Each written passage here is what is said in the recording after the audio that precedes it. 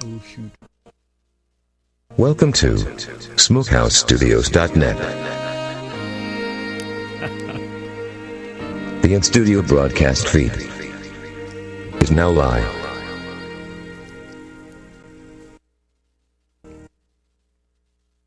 Warning. This show is about the return of our Lord and Savior Jesus Christ. If you are easily offended by the truth, then you need to keep listening. His return is drawing near. SmokeHouseStudios.net. The Front Porch Show. A unique blend of current events and what they might mean.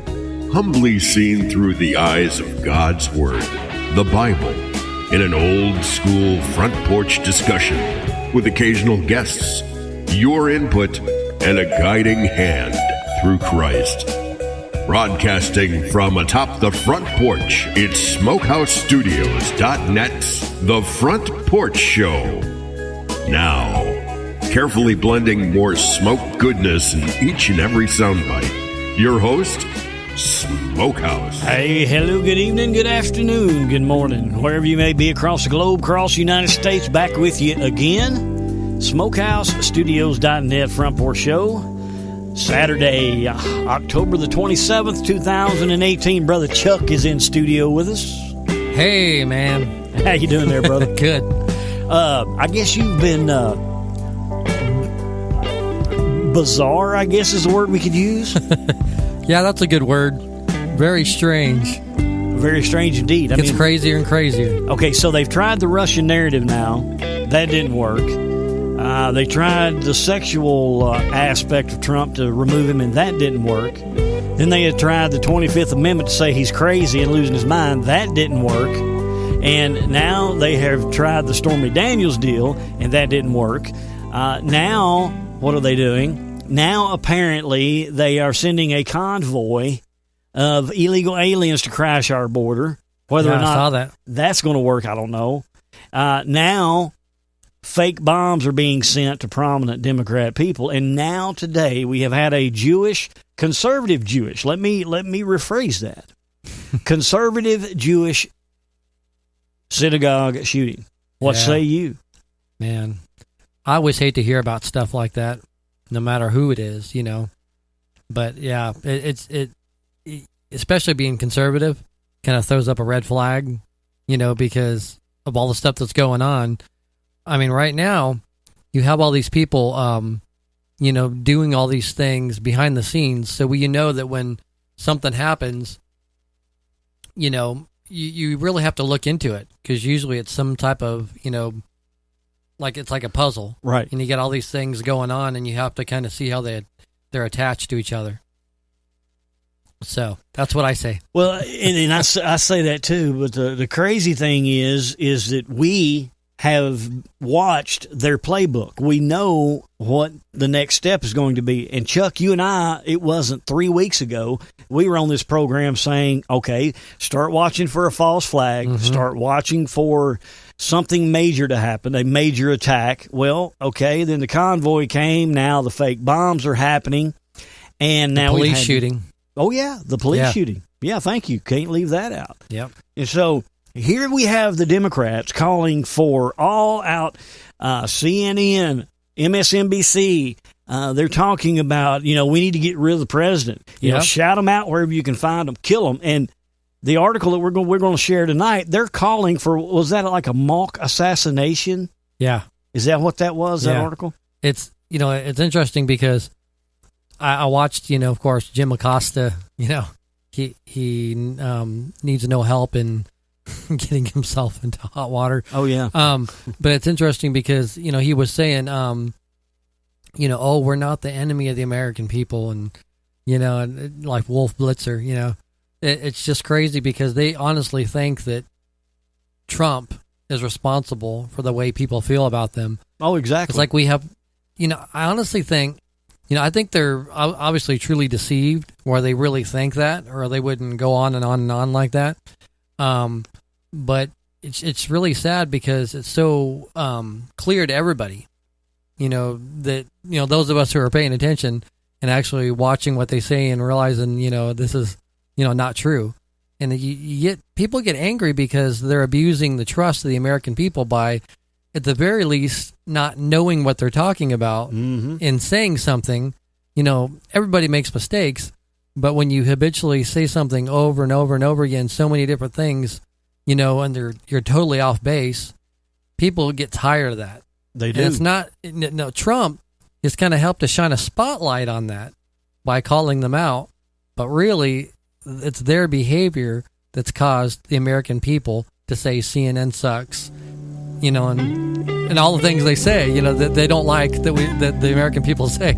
Exactly. Well, we're going to talk about all that when we get back, Chuck. All right. Talk about all of that. And friends, we're going to come back kicking the show off with the latest that is happening in the National Cathedral this week. Women weeping for Tammuz. Every time something happens in the National Cathedral, we try to cover it. We're going to kick it off with this, and we're going to go back over Ezekiel chapter 8, because will this apply? I don't know. So, Chuck, all of that we're going to be discussing when we return. You doing good tonight, man? Yeah. Say they're not going to want to miss this. They're not. They're not going to want to miss it at all. So, friends, thank you for joining us. SmokeHouseStudios.net Front Porch Show out here on this Saturday night. And we will be right back right after this. Don't go nowhere. Nowhere. Smokehouse. To talk to Smokehouse, dial 641-552-9354. That number once again, 64. Well, we'll just try that again. We just wanted to come back and talk to you again. That's it. Well, when you hit the wrong button, friends, that happens. Live radio, what do you do? What do you do? You roll with it. You roll with it. That's right, man. You been doing all right, Chuck? Yeah, I've been doing good, man. Just working a lot. I have too. Under that big Trump economy, See, I can say it's Trump's fault. That's right. I'll jump on the bandwagon and say, that's Trump's fault. I'm working too many hours. That's it. Of course, we're not complaining. Right. But I have not had my boat in the water for any length of time since June. And that is just totally uncool, man. And now we've hit the winter. So I'm going to have a little talk with Trump in these next 2 years and say, look, man, we appreciate the economy. Well, that's what he told us. He said, man, you're going to get sick of winning. And I'm getting wore out. Okay, friend. Don't go anywhere. We'll be right back. Smokehouse. To talk to Smokehouse, dial 641-552-9354. That number once again, 641-552-9354. And enter access code 252380, followed by the pound sign. Call in and join the show. SmokeHouseStudios.net. God is among us. The door to the ark is slamming shut.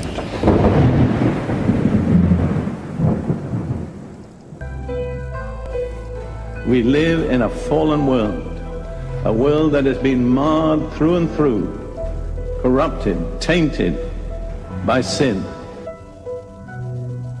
No man knows the day or the hour, as the scripture says, but we do know the season we're living in. It is obvious that Christ is coming soon for his church.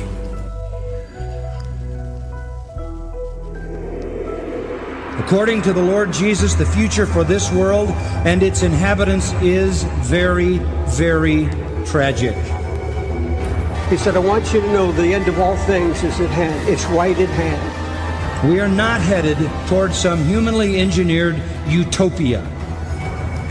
We are not on the way to an age of peace and tranquility. They use their media to assassinate real news.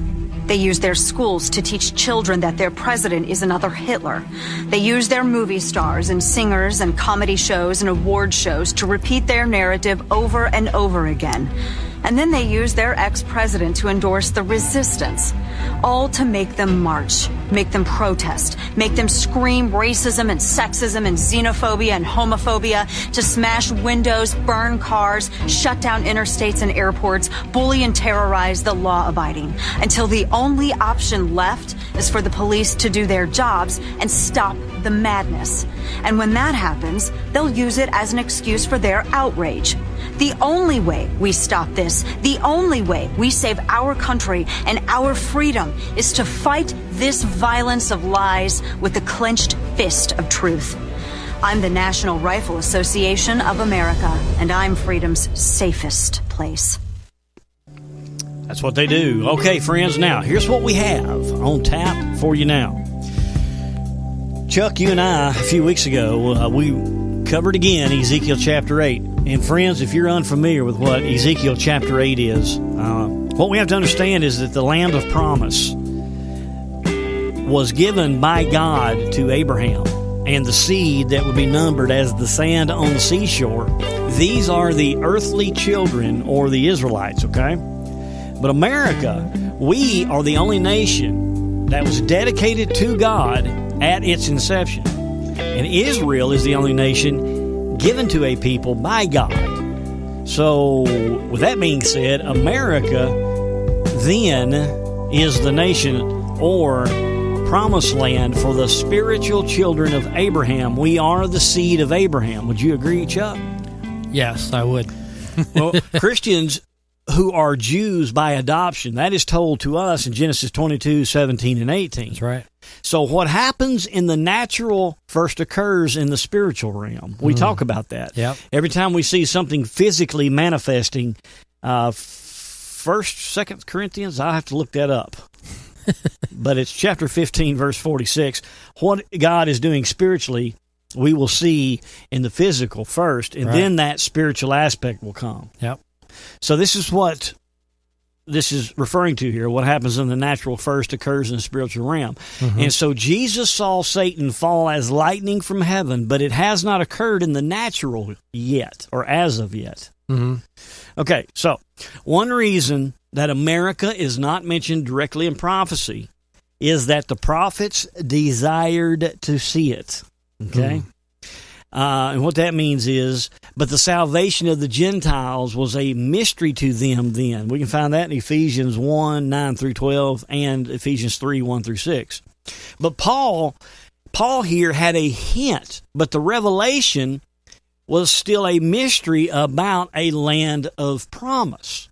So America is the land of spiritual promise. That is, that the Gentile Christians would have a promised land for themselves, just as the Israelites would have a promised land. Right. Okay.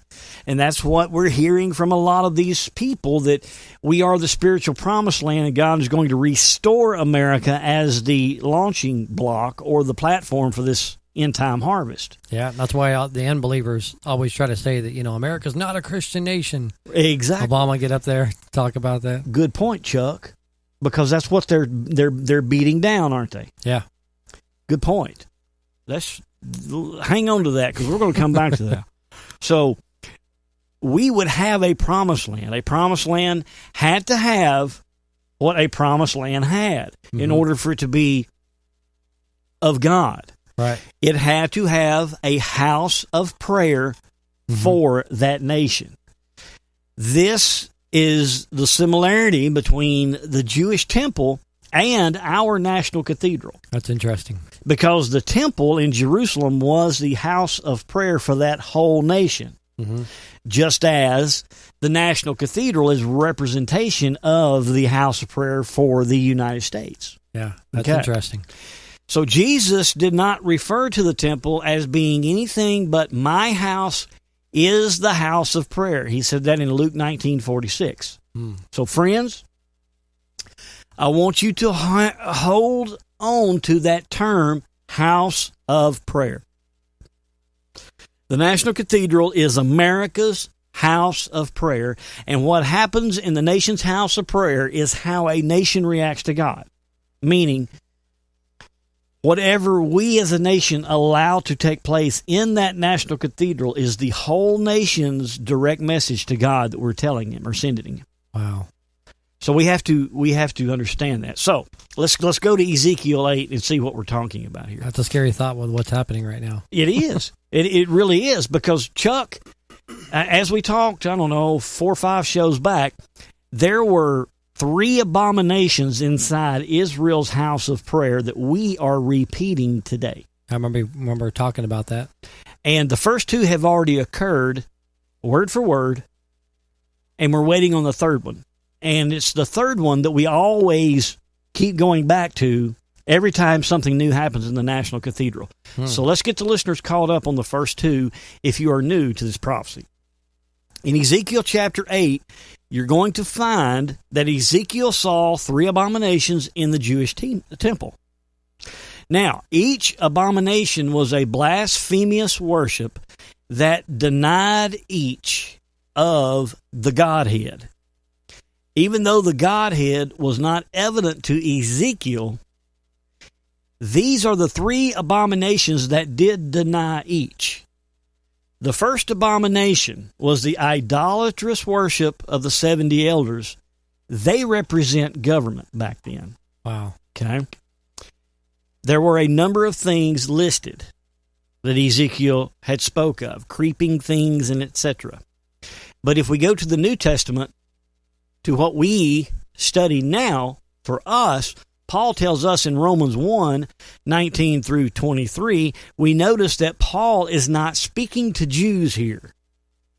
Chuck, he is speaking to us now, the Gentiles, and the same things are mentioned about creeping things, the idolatrous worship. They were worshiping animals and images and stuff like that, which is what we're doing now. But it's in the next verse in Romans, however, it's depravity that occurs when men deny the glory of God and they seek to change the image of God. That is where homosexuality then becomes glorified. The image of God is changed from Genesis 1:27 and 28, male and female becoming one flesh, to men burning in lust, women burning in lust for women, men burning in lust for men. So this is an abomination that Ezekiel saw in the spirit. Mm-hmm. Okay, are you with me? Yeah. So he sees these things in the spirit that are happening inside the spiritual nation's house of prayer, which we are assuming here is America. Right. So now we come here, where we are today. We remember, Chuck, back when the first blood moon happened in April 15th of 2014, it was on June the 29th of 2014 when the lesbian, gay, bisexual, and transsexual ministers conducted a worship service, and they were honoring homosexuality. And it took place in this nation's house of prayer, the National Cathedral. Wow.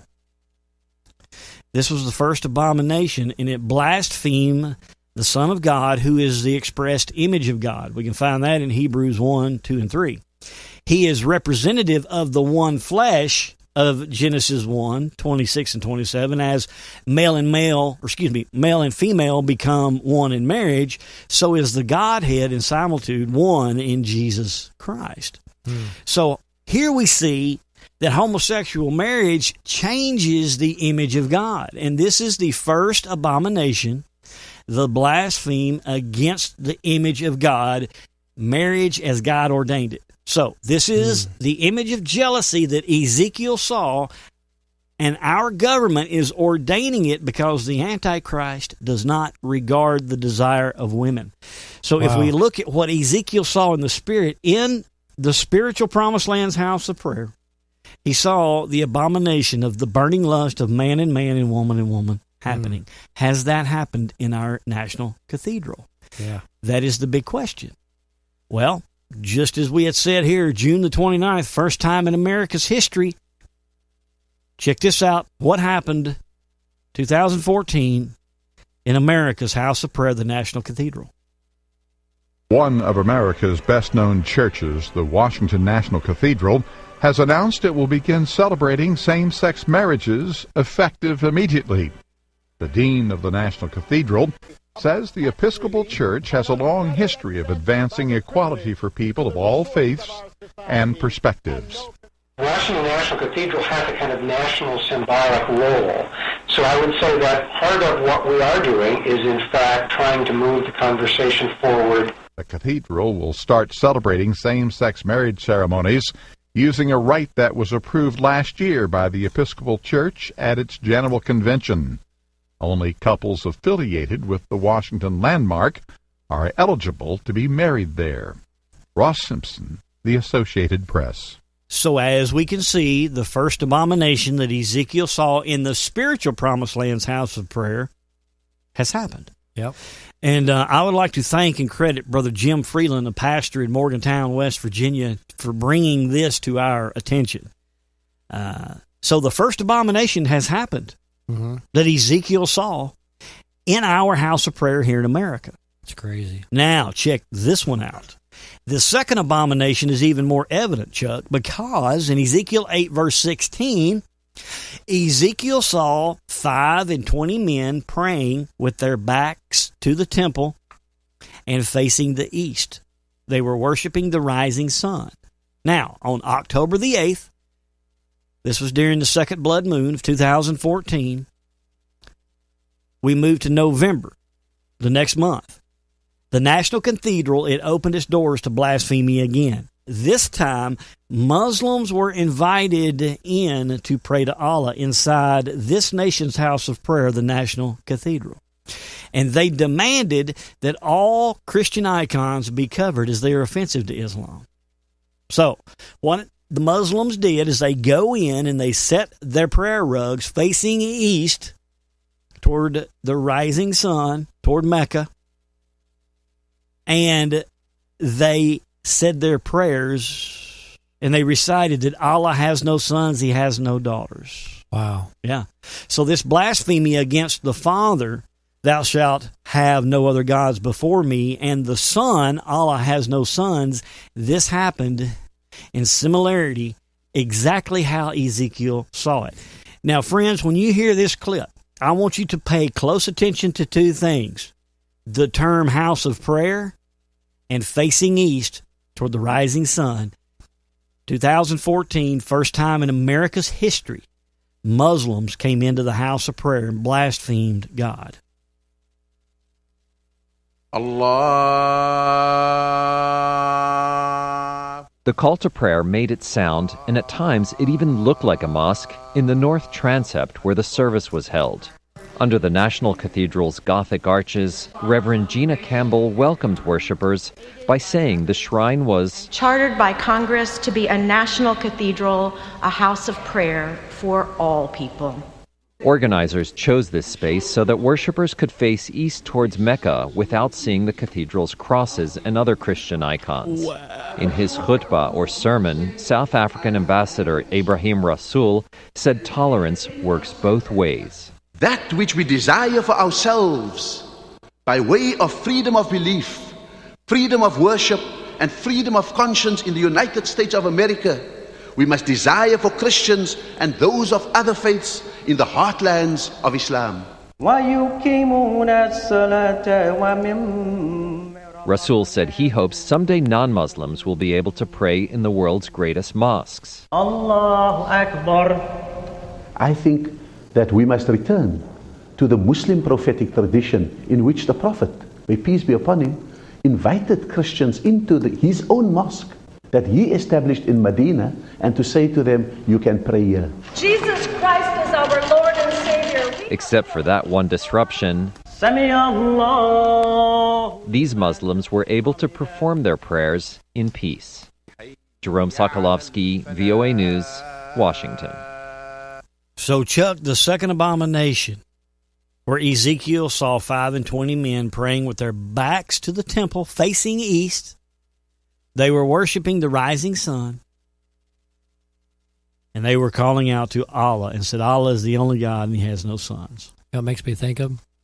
Makes me think of spiritual adultery. Yeah. Remember we were talking about that? Yeah, exactly. About their harlotry being exposed when the skirts pulled up around their shoulders. Exactly. And that's the big thing about this. You know, people can make the argument, oh, well, America is inclusive and they're, we always want to be fair to everybody in all the religions, and you should really, if you're going to really be a Christian, you should accept everybody and their faiths. But God never said that. Mm-hmm. That's not of God. That's of the devil. Mm-hmm. Because, America, we do have the freedom to choose what religion we want to believe in. Mm-hmm. but our house of prayer is God's. Right. And that's like the platform for the rest of the world, that they can see what our country believes in, like what our what our belief is, what God we believe in. And really, as Christians, it's more of a testament, because it is a house of prayer, Christian house of prayer.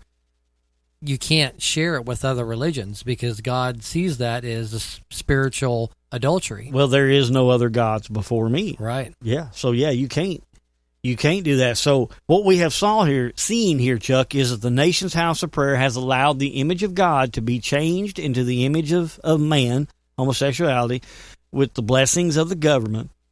It has allowed a false god to be worshipped in place of the Father, which in this case it was Allah.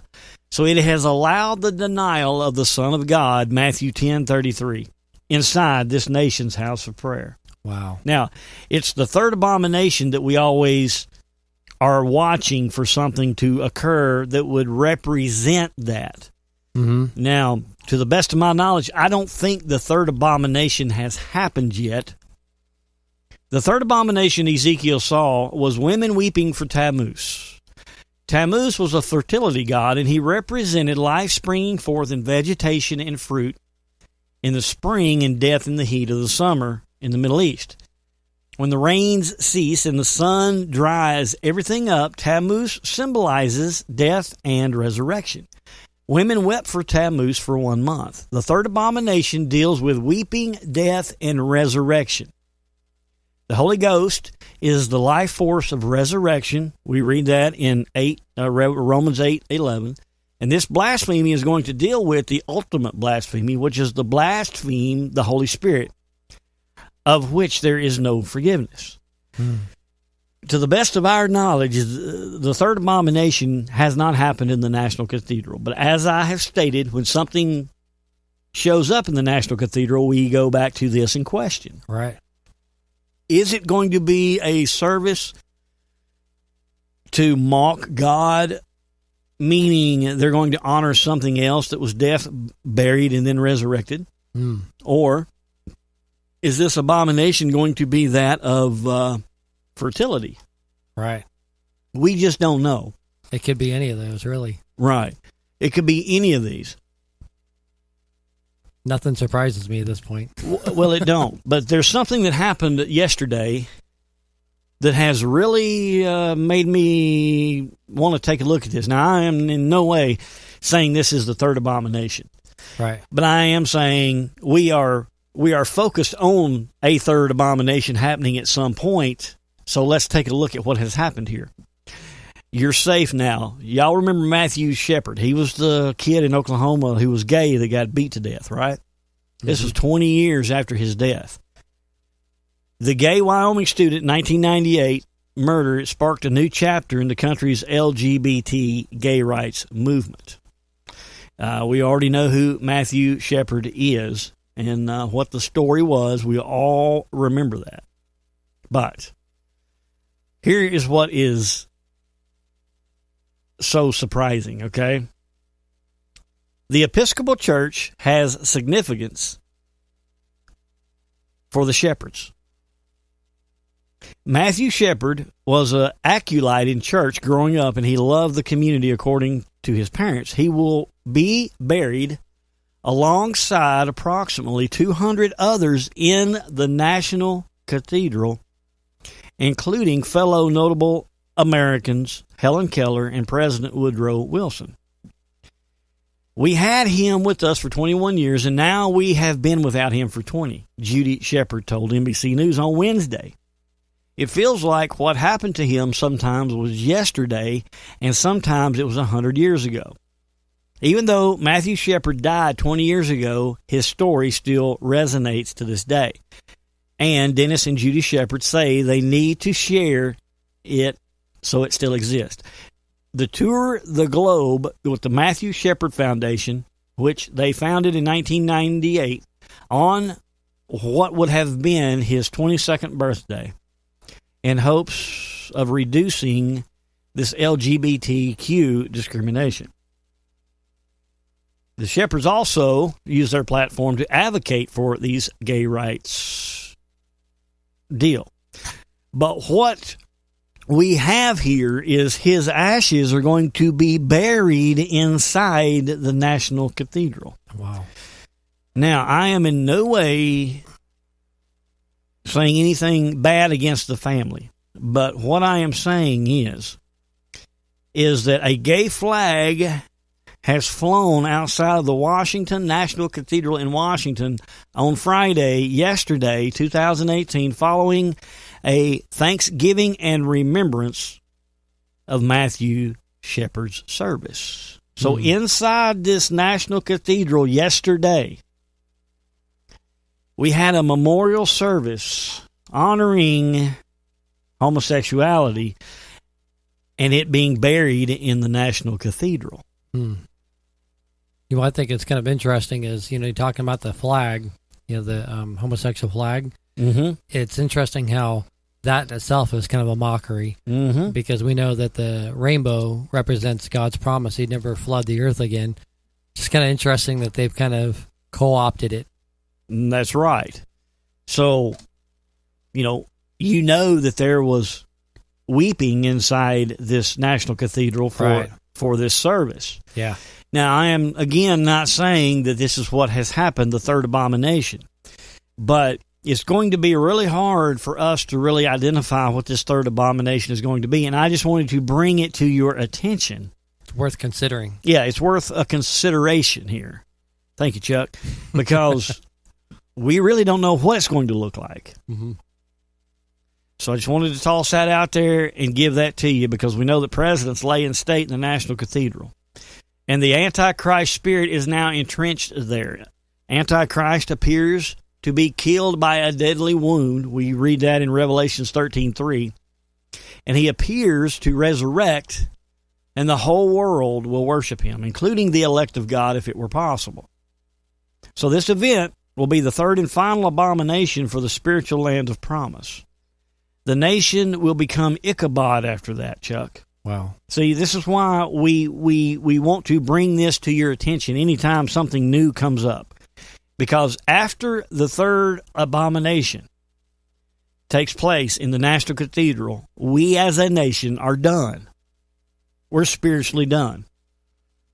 God will call Ichabod upon us, and the glory will depart this nation. The Antichrist is going to be revealed after that, and Christians and natural Israel will be in extreme danger. And this will occur after the third abomination. So, is this the third abomination? Again, I don't know.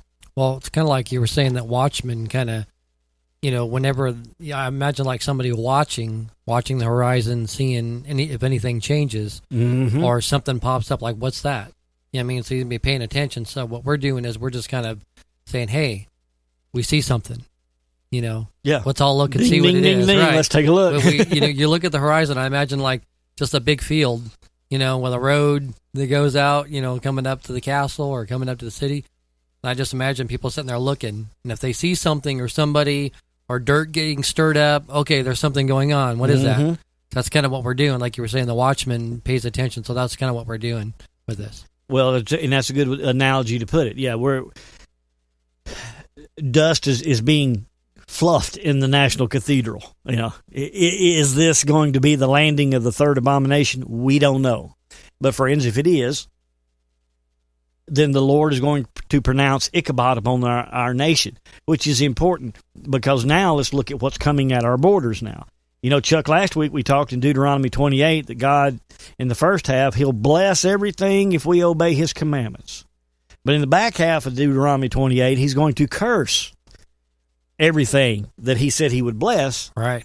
And when we got to the last part, he talked about sending aliens from a land unknown that speak a language unknown, and basically we will become their slave and they will become our master.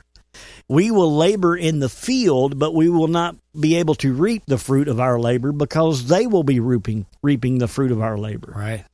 That is a judgment against us, friends, for not obeying God's commandments. So, as we are patiently alert and waiting for this third abomination, now let's take a look at what's going on. We've got aliens coming to our border in the thousands. Mm-hmm. We have got the midterm elections coming up that are the most important elections in this country's history. Mm-hmm. We have got now, in my opinion, Democrats sending themselves pipe bombs to veer the vote because they see the red tsunami coming. Well, and it's interesting because, somebody brought up a point that if it was truly a Trump supporter that did that, why would they do that? Because, the whole red wave and all that stuff we're doing so good. Right. Like anybody who's a investigator, police officers would look at, okay, the way you figure out who did it or the motives, you start going, okay, who does it benefit the most? Right. So, and if you look at who it benefits the most, usually that's who's doing it, or a group that's attached to them that's, because, they don't do anything themselves. Right. They always have somebody else do it. That way if they get caught, hopefully it doesn't come back to them. And their hands are clean. Exactly. Yeah. So they go, oh, I didn't do that. But kind of like somebody in a courtroom, well, technically I didn't do that. Yeah. Well, and if you're looking at the early voting returns, it is a red wave. Yeah. I voted this morning, Mm-hmm. straight Republican, and everyone I'm talking to, that's what they're doing. So they see their demise at hand, and now we're seeing right before the midterms. Timing is everything, man. Right. And all these things that are occurring right before the midterms, and now today we have this Jewish synagogue shooting. I tell you what, Chuck, when we get back from our break, I've got a clip I'm going to play from Glenn Beck. He has broken this down as to who is responsible and who's funding this. Wow. And I think this is something that we need to take to heart. So, friends, hang with us. Do not go anywhere. When we come back, we'll jump right into Brother Glenn Beck. What is wrong with me tonight? Glenn Beck. You don't have to say that 5 times fast. Just try to say it once, regular. Well, I tell you what. I thought we saw the last of him, when all that stuff kind of went down. And I'm kind of surprised, but then kind of pleasantly surprised to see him back saying something that actually makes sense. Yeah. It is kind of strange. I hate to knock on him like that, but, I had to. It is kind of strange, though. But good point. We'll be right back. Right after this. Smokehouse. To talk to Smokehouse, dial 641-552-9354. That number once again, 641-552-9354. And enter access code 252380, followed by the pound sign. Call in and join the show. SmokehouseStudios.net. God is among us. The door to the ark is slamming shut.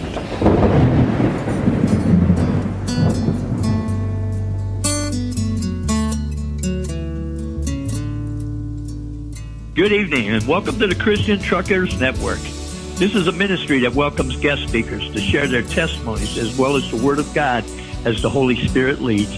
If you would like to be a participant, you can call in at 641-715-3580. Then they'll ask for an access code, and that is 401080, then the pound sign.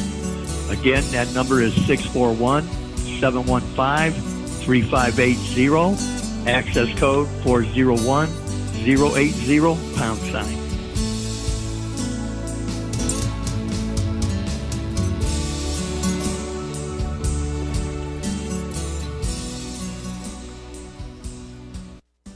And friends, that Christian Truckers Network can now be found on iHeartRadio, Spreaker Radio, and Spotify. Please go check it out, and I promise, I know I've been saying it for months now, but we do have Amber that will be eventually sharing a new commercial for Christian Truckers Network. There's no money involved, friends. This is just us trying to get the word out and spread it to all who will listen. So, Brother Glenn Beck has done some research, and he has found, allegedly, who is responsible for this illegal alien trove that is growing by the thousands. Now, they're reporting what? It's up to 7,000 to 10,000 people now? Well, last I heard, it could even be up as much as 15,000 to 17,000 people. Well, yeah, and Alex the other day, different numbers from different places, but right. Alex the other day says it's up to like 70,000. I'm not 70. I'm sorry, 20 to 30,000. Yeah. So, friends, and they are not walking. A lot they're of them. on trucks. They're on trucks, right. and they're being given rides from those in Mexico. So here's Glenn Beck with a little bit of information about who may be responsible for this. This is the organization. This is the Fronteras organization, Guatemala. But there was a name, Alex Mensing. Now, he's one of the group's and main organizers, and he's constantly seen yelling instructions over a loudspeaker. It almost makes you wonder if the inclusion of Mensing's name in the article might have been a colossal mistake, because young Alex just happens to have a LinkedIn page where he lists his focus as immigration, justice, writing, and odd jobs. And believe me, this job is odd. It shows that he is based out of Texas. This is him, the white man. Uh-oh, I thought those were evil. He's based out of Texas, and he works as an on-the-ground coordinator for another group called CARA. Now, CARA, Family Detention Pro Bono Project, which means nobody has to pay for it, but somebody is. Now, this is an umbrella group that focuses on providing services to illegal immigrants. The two largest groups in CARA are the Catholic Legal Immigration Network, so the Catholics, and the American Immigration Council. Both groups are prominent players in the Open Borders lobby, fighting for the rights and amnesty for illegal immigrants. But they have another thing in common. They both get giant checks from George Soros. Now, George Soros is a known atheist. He's supporting Catholic groups for years, this Catholic group. Why would an atheist do that? Well, because he believes in what they're doing. What is it that they're doing? Making sure that illegals can come across our border. Now, I've read Soros's name connected to this several times, but nobody had the actual evidence of it anywhere. So I sent my team in to work this morning, and after 500 pages of the Open Society, we found the tax forms, the Puppet Master tax forms, and here they are. The trail goes back years. In 2009, Soros gave the Catholic Legal Immigration Network over $500,000. But as the immigration debate heated up, so did the checks. Soros in 2015 increased his funding to $970,000. And that same year, the American Immigration Council was given two separate Soros checks for a total of $350,000. So let's recap. Here's the movement in Guatemala. One that is always, for 10 years, they've been undercover and secret, and they're moving people across the border. Suddenly, they pair with this American. He comes down, and he's the main on-ground organizer. But he's part of an Open Borders, pro-amnesty, and pro-illegal immigration umbrella group called CARA. Where do they get their funding? How does he make any money? These guys are putting money into it. And where does that money come from? George Soros. So it's being funded, and they are coming here to our border for destabilization. That's what Soros and his group has been doing all over the Middle East. Right. Bringing in illegals to invade the country, bring the society down, turn everybody against each other, and then once chaos is all abound, then they come in and they take it over. See, and unlike the mainstream media, when we make statements like that, it's because we see the things they do, and we know more than likely they're behind stuff like that, like you said, because they've done it in other places. So, the mainstream media will quote somebody else saying something like Trump. They said, they came to him asking him about the caravan, said, how do you know there's, terrorists in there? He goes, well, go look. You're the media. Go look. Go look. Because the thing is they know, Trump knows, they don't do their homework. They just put stuff out there, they'll just, if they think it, they just say it without any backing. Like when they went after, Alex Jones saying, he said, grab your battle rifles and go after the mainstream media. And he never said that. Right. But they'll just say that. And there's so many people that go, oh, well, if they're saying it, they're it must be true. Yeah. They're not going to lie to us. They're the media, right? They're the news. Yeah. And we know, of course, what the answer to that is. Yeah. They're the fake news. Exactly. Okay, so I'm building to a scenario here.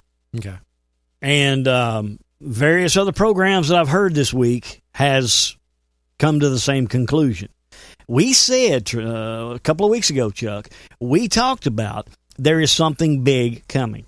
It's either going to be a city or another federal building that's going to be bombed, or they're going to release some kind of disease, or there's going to be a shooting. Even you said that. There's going to be another shooting. Yeah. Okay, and then wham, what do we have weeks before the election?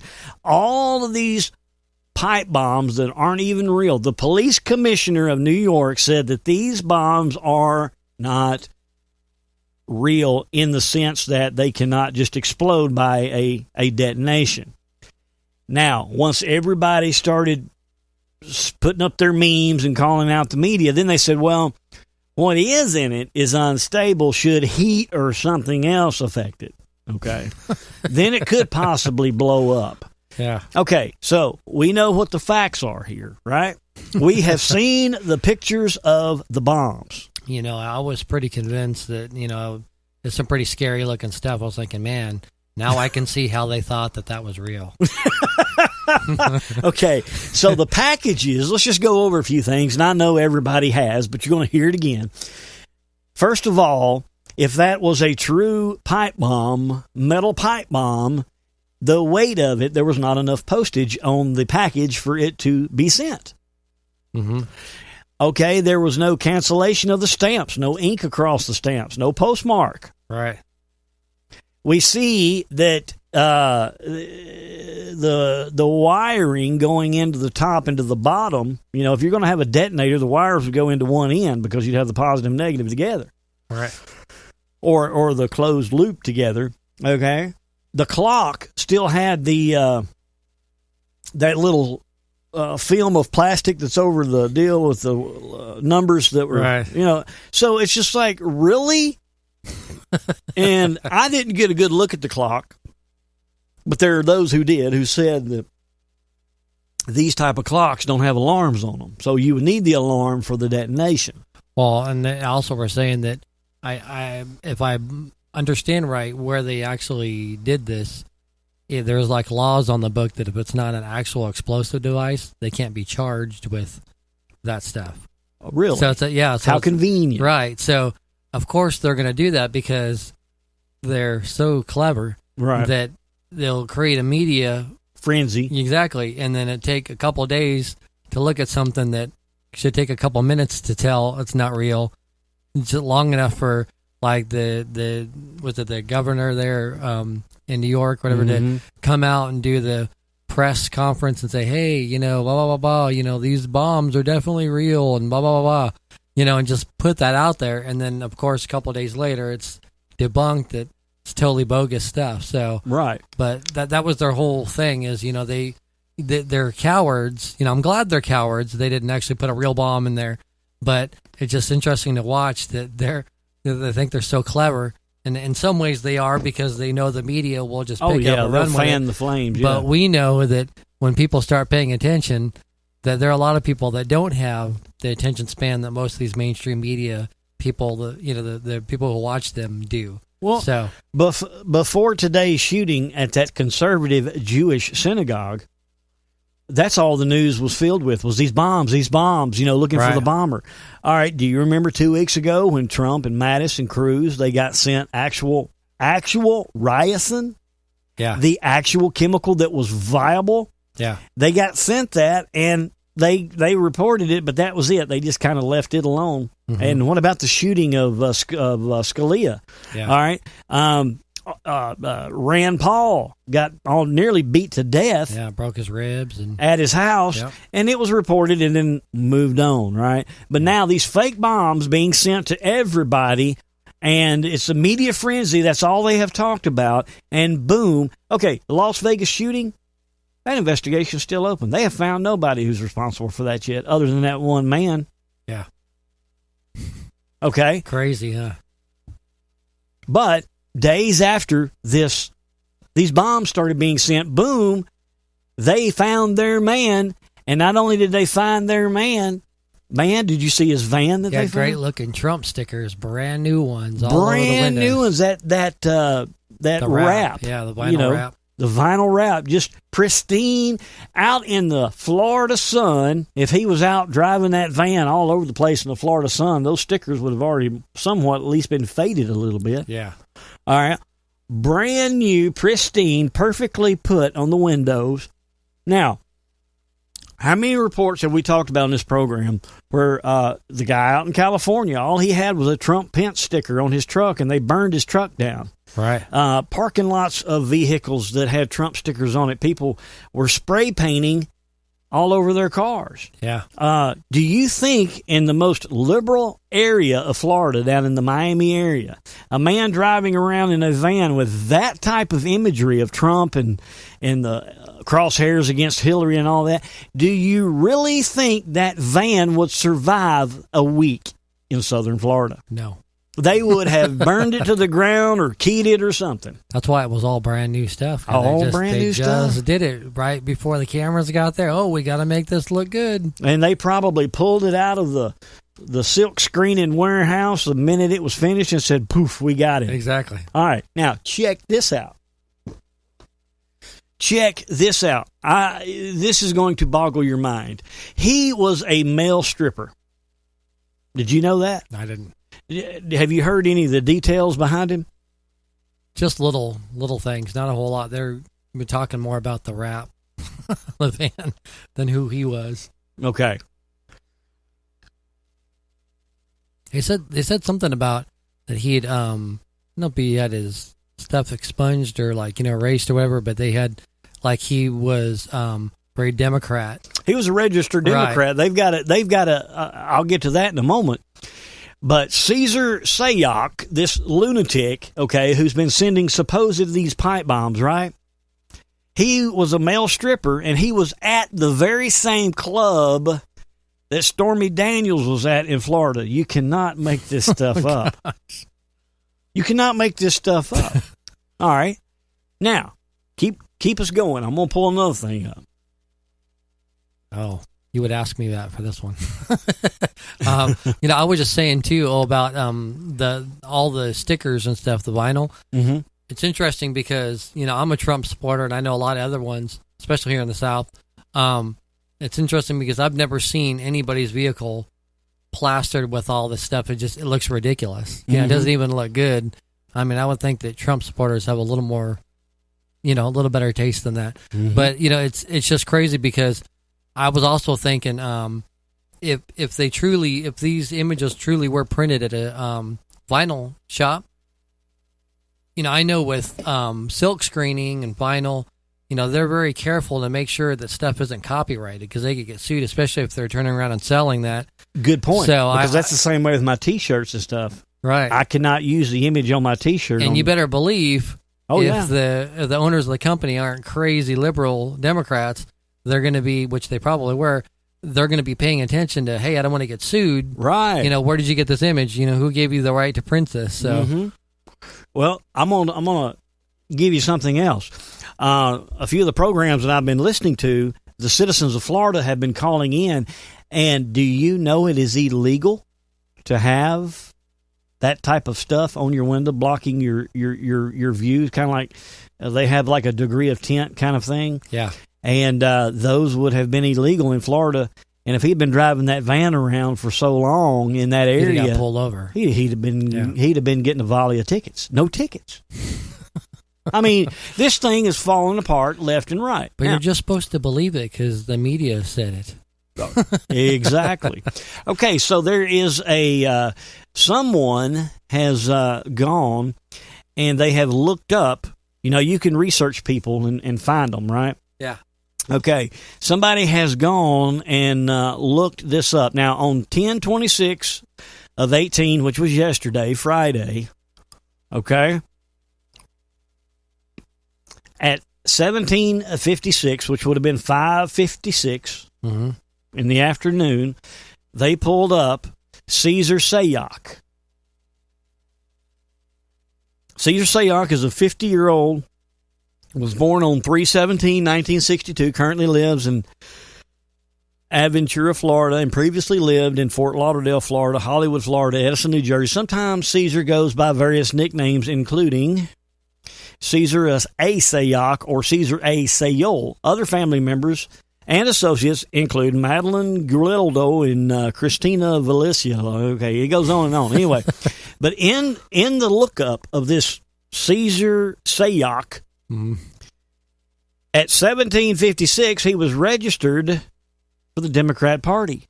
But then just a few minutes later, at 1802, so we go from 5:56 in the afternoon to 6:02 in the afternoon, just 8 minutes, roughly, or 6 minutes.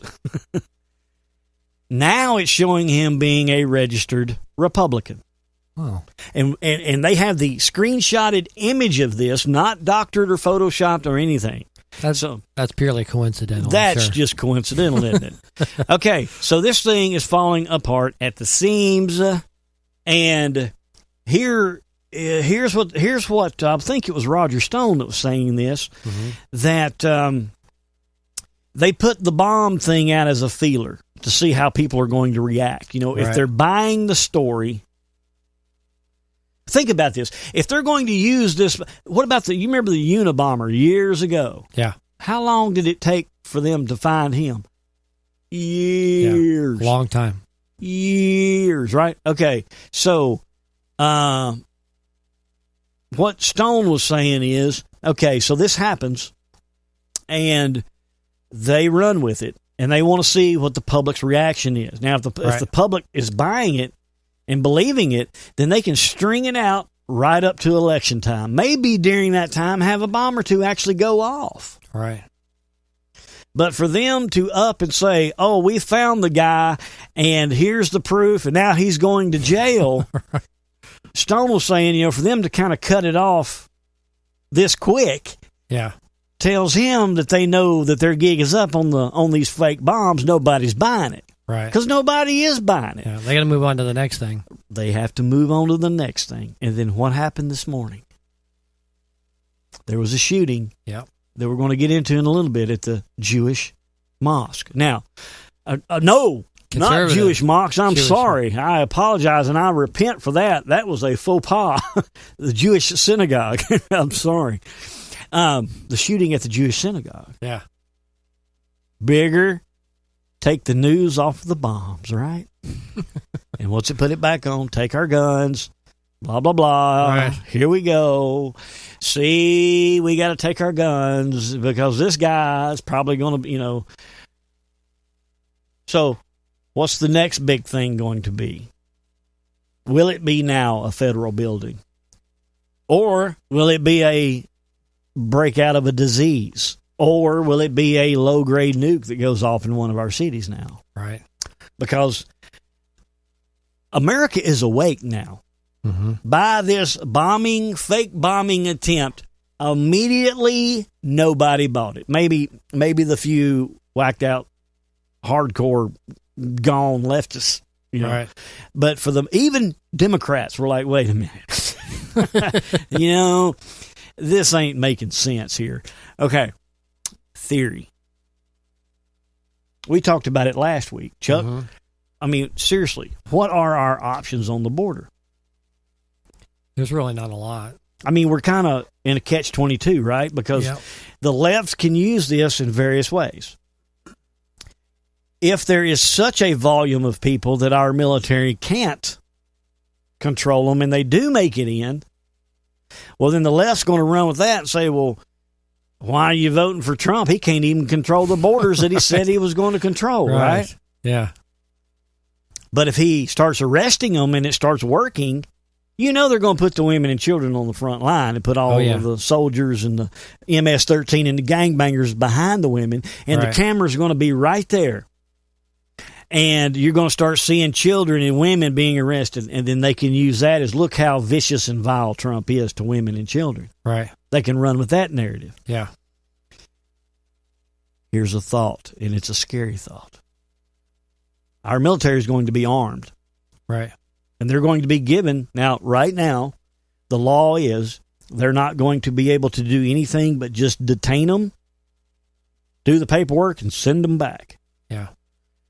They are not to apprehend or engage in any way unless they are fired upon. Mm-hmm. Unless they're fired upon. So here's my theory.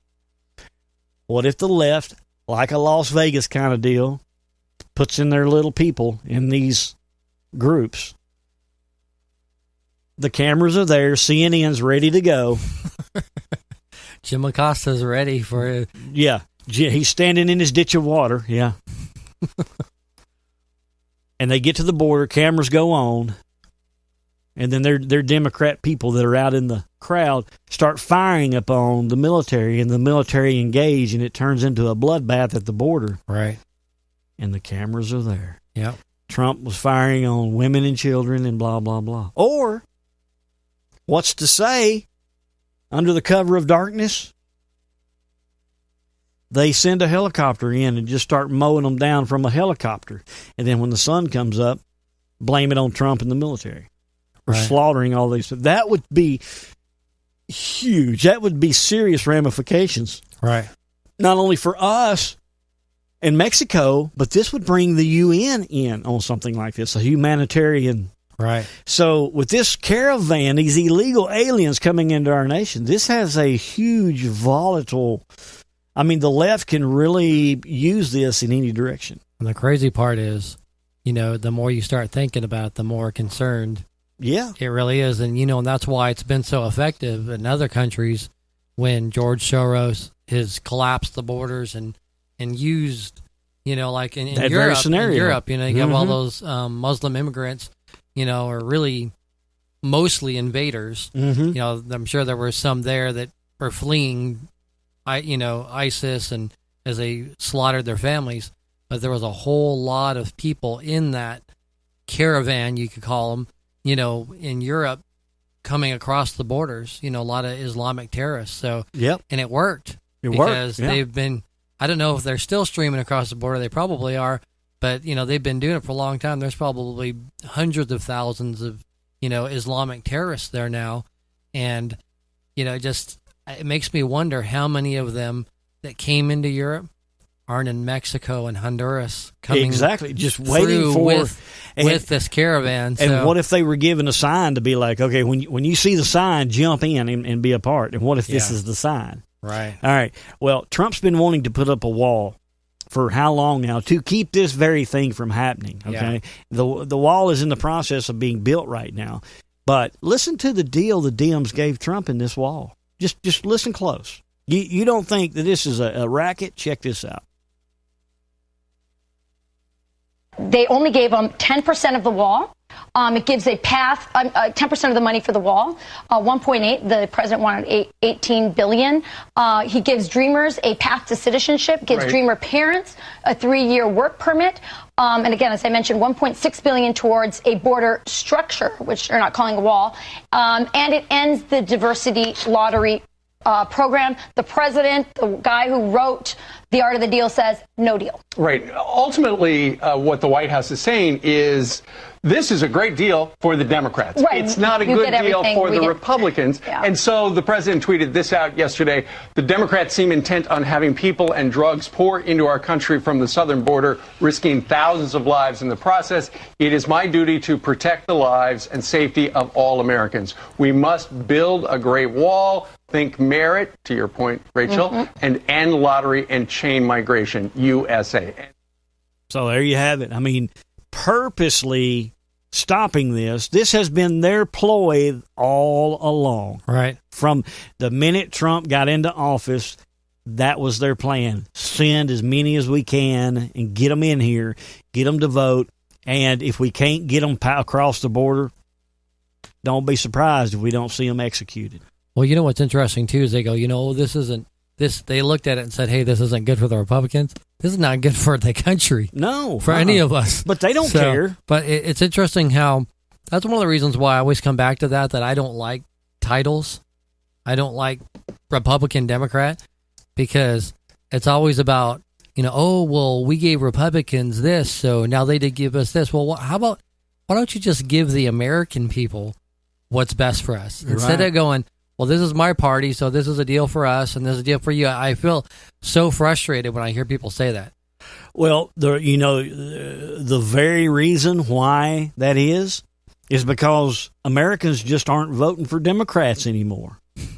And that's the only way that they can get their vote. So really what they can say is, this is good for us, the Democrats, but this is what we'll give to the American people in exchange for what we get as Democrats. Mm-hmm. So they're not going to say that, of course, because they don't want to seem like they're against the United States and they're doing their own thing. They're not doing what's good for the American people. But really, if you look at it, that's basically what they're saying. This is what we want. Right. And then you guys and the rest of the country can have this if you give us this. Right. And then it serves that purpose, but yet at the same time, as the destabilization of this nation, not only to mention economically, but civil unrest. Okay? Yeah. Well, think about what it would accomplish if they do get in. I mean, we already see how big the pull is on our economy to have the illegals here. It's just massive. It's in the billions of dollars it costs to, between welfare, between, the food stamps, the housing, the educating, and they have to have special classes, I'm not saying there are people who come here legally and need, English as a second language, but I think there's a lot of people that come here not legally. They're going through that too. So, I mean, to set up all these programs costs a lot of money, and then if you're not paying taxes because you're here illegally, right, and you're taking all the money you earn and sending it back to Mexico or wherever you're from, it's like, that really adds up. So you think the drain on our country, and you have people here that haven't pledged an oath, to respect the Constitution, people that go through the immigration process. So you got all these people here that, and a lot of them really don't love our country. They really don't respect the laws. I mean, they're here illegally already, but, then their attitude is, well, I'm not a citizen. Right. But they're living here. But the ones that are coming here now are burning our flag on the way here. And carrying their flag. And carrying their flag. And they're saying, no borders, no wall, no USA at all. Yeah. And you're like, wow, that's like battle, speech. It's like, wow. Well, the truth of all of this is that these groups that we played from Glenn Beck, the president or the one that was just left El Salvador, I think is where it was located. I'll have that for the next program. He El Salvador is wanting a Trump-style president, right? And this guy's like, they're trying to oust him, or they have ousted him. But anyway, he is the one that is getting in touch with these people and getting the supplies to send them to the border. Wow. Yeah. I mean, it's crazy, man. I mean, it's almost the perfect storm, if you know what I mean, right before the election. Right. But I think the American people are waking up, and I think the American people understand what's going on. Yeah. And hopefully this midterm, man, it'll be a red wave, and then we can start getting things done. Now, if we do have a red wave, and we have the majority of the Senate and the majority of the House, and nothing still gets done, there's going to be big problems. Going to be huge problems, man. Huge. So, okay, friends, when we get back, we're going to cover this shooting, and then we're going to talk to you about everything that's been going on in the world outside of these things that we need to know about, because the Word of God is alive and breathing. It's sharper than a two-edged sword. It is. And His return is drawing near, friends. So, telling you, it's getting crazy. Don't go anywhere, friends. We'll be right back right after this.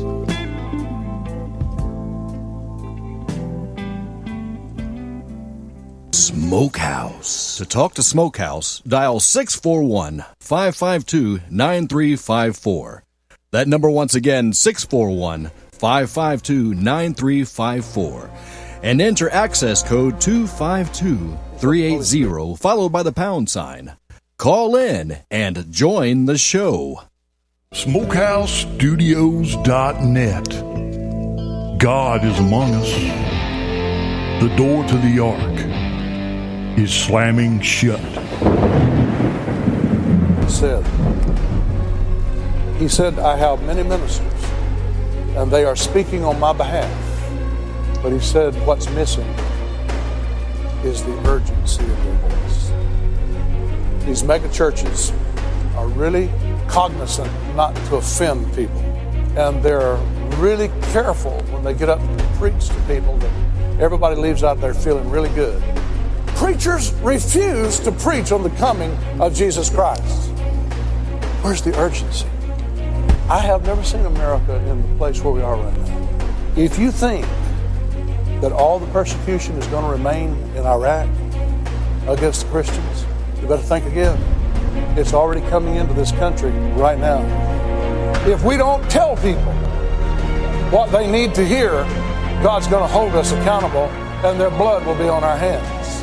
Whenever we preach, we've got to preach with an urgency in our voice that we need to be right with God if anything should happen to us. There's things right now in motion that may change our nation almost overnight. And for me to stand here and act like everything's all right, I can't do that. The politicians in Washington can do that and lead you to believe that everything's going to be okay. But in the house of God, there's got to arise a siren that says, blast, blast, blast, attention, attention, attention. Things are changing and they're changing quickly. We've got to have preachers in the pulpit that will say, watch out! Warning! Warning! Red light! Warning! People know something's going on in the Middle East. They know something's going on in Iraq, in Iran, in Damascus. They know about Iran. And people that's not even scripturally literate are trying to answer these things, and they're missing in a million miles. And God's saying to the preachers, get up and tell them. It's time to talk about what God's doing. People are seeking the Lord. People are seeking Christ. And if they don't find Him in the church, where are they going to find Him? I have a question. Where is the urgency?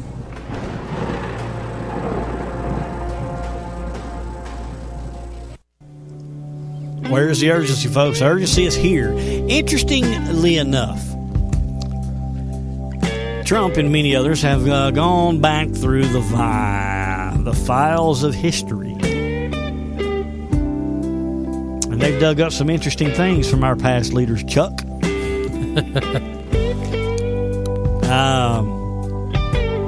Would you believe that Obama stated we need to stop illegals at all costs? Would you believe that Bill Clinton actually said that we need to make America great again? Well, every now and again they have to say something that makes sense. Yeah. To stay somewhat relevant. But Obama says that we need to stop illegals, and everybody's like, yay, he's great. Bill Clinton says, well, I want to make America great again. Everybody's like, yay. But you let Trump say those very things, and he's the bastard child. Go figure. Check this out, Chuck. Bill Clinton, years ago, in one of his campaigns, I don't know if it was for governor or president, but check this out. Hillary and Chelsea for taking this big step on our life's journey together. Hillary for being my wife and friend and partner, for the love we've shared and the work she's done to make life better for the children and families of this state. I ask you to join with us today. I believe that together we can make America great again. Together we can make America great again.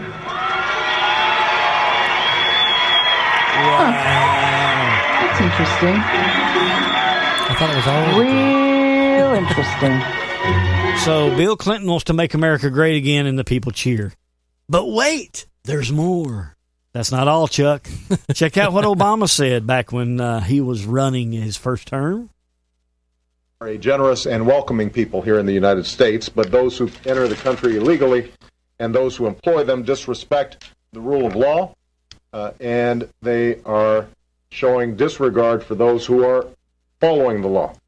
We simply cannot allow people to pour into the United States undetected, undocumented, unchecked, and circumventing the line of people who are waiting patiently, diligently, and lawfully to become immigrants in this country. Can you believe that? Wait a second. That couldn't have been Obama. That was Obama. Listen. Very generous and welcoming people here in the That's United him, States, man. but those who enter the country illegally I saw the video. and those who employ them Yes, he did. He said that. And the left were just like, oh, he's amazing. So, friends, we see the writing on the wall. I mean, we know the hypocrisy of this group. So it's not about what they're saying, it's who's saying it. Exactly. What group is saying it? Yes, indeed. It wasn't our party. That's right. So we don't like that. Exactly. So here's the latest. In Squirrel Hill, in that area there, this is at Wilkins and Shady Avenue. A lot of folks are out and about in Squirrel Hill. If you've been there on a Saturday morning, you know it's a busy place. Police are telling everyone to stay away from the area now. We have another reporter on the scene. Andy Sheehan is also there. Andy, what have you learned so far? Hello. So I am here. We are here at Shady and Wilkins. We are about a block away from the Tree of Life synagogue, where this would have been Saturday morning Shabbat services every Saturday. This is a conservative Jewish synagogue that's in the neighborhood of Squirrel Hill. They would have had Shabbat Sabbath services every Saturday morning. We are now known this is an active shooter situation. We have police officers have surrounded the synagogue. We have reports, and now we have 4 people are confirmed dead from this active shooter situation. We have another report of at least another 3 people unconfirmed, as many as 7 to 8 people dead. You can see now this is the Allegheny County SWAT team. All officers in the region have been called to the scene here. Apparently, they are trying to clear a building. There are people in a basement, I am told. Right now, walking up here, you can see that the police have this perimeter that is being cordoned off. We have officers closer to the situation that are being crouched behind vehicles. They've set up a kind of a wall on Shady Avenue. They have officers with assault weapons. They are crouched behind. This would be a sort of a lockdown situation. So that was an earlier report, Chuck, but as of now, there's 11 dead, and it's just a grisly scene there. Wow. Leaders in the United States and across the world condemned the attack, and Benjamin Netanyahu of Israel said that he was heartbroken and appalled, and that the entire people of Israel grieve with the families of the dead. Now, Jeff Sessions said that the Justice Department would file hate crimes and other criminal charges, including charges that could lead to the death penalty. I got news for him. He went in there and did that to the Jews. God made it very, very clear. Those that bless Israel, he will bless, and those that curse Israel, he will curse. Mm-hmm. This massacre, Chuck, Saturday was the 3rd mass shooting in a house of worship in 3 years. We know last November a gunman killed 26 worshipers at a church in Texas, and in 2015 killed 9 congregants in a church in South Carolina, and also the Antioch Church here in Nashville. Right. I was just thinking about that. Yeah.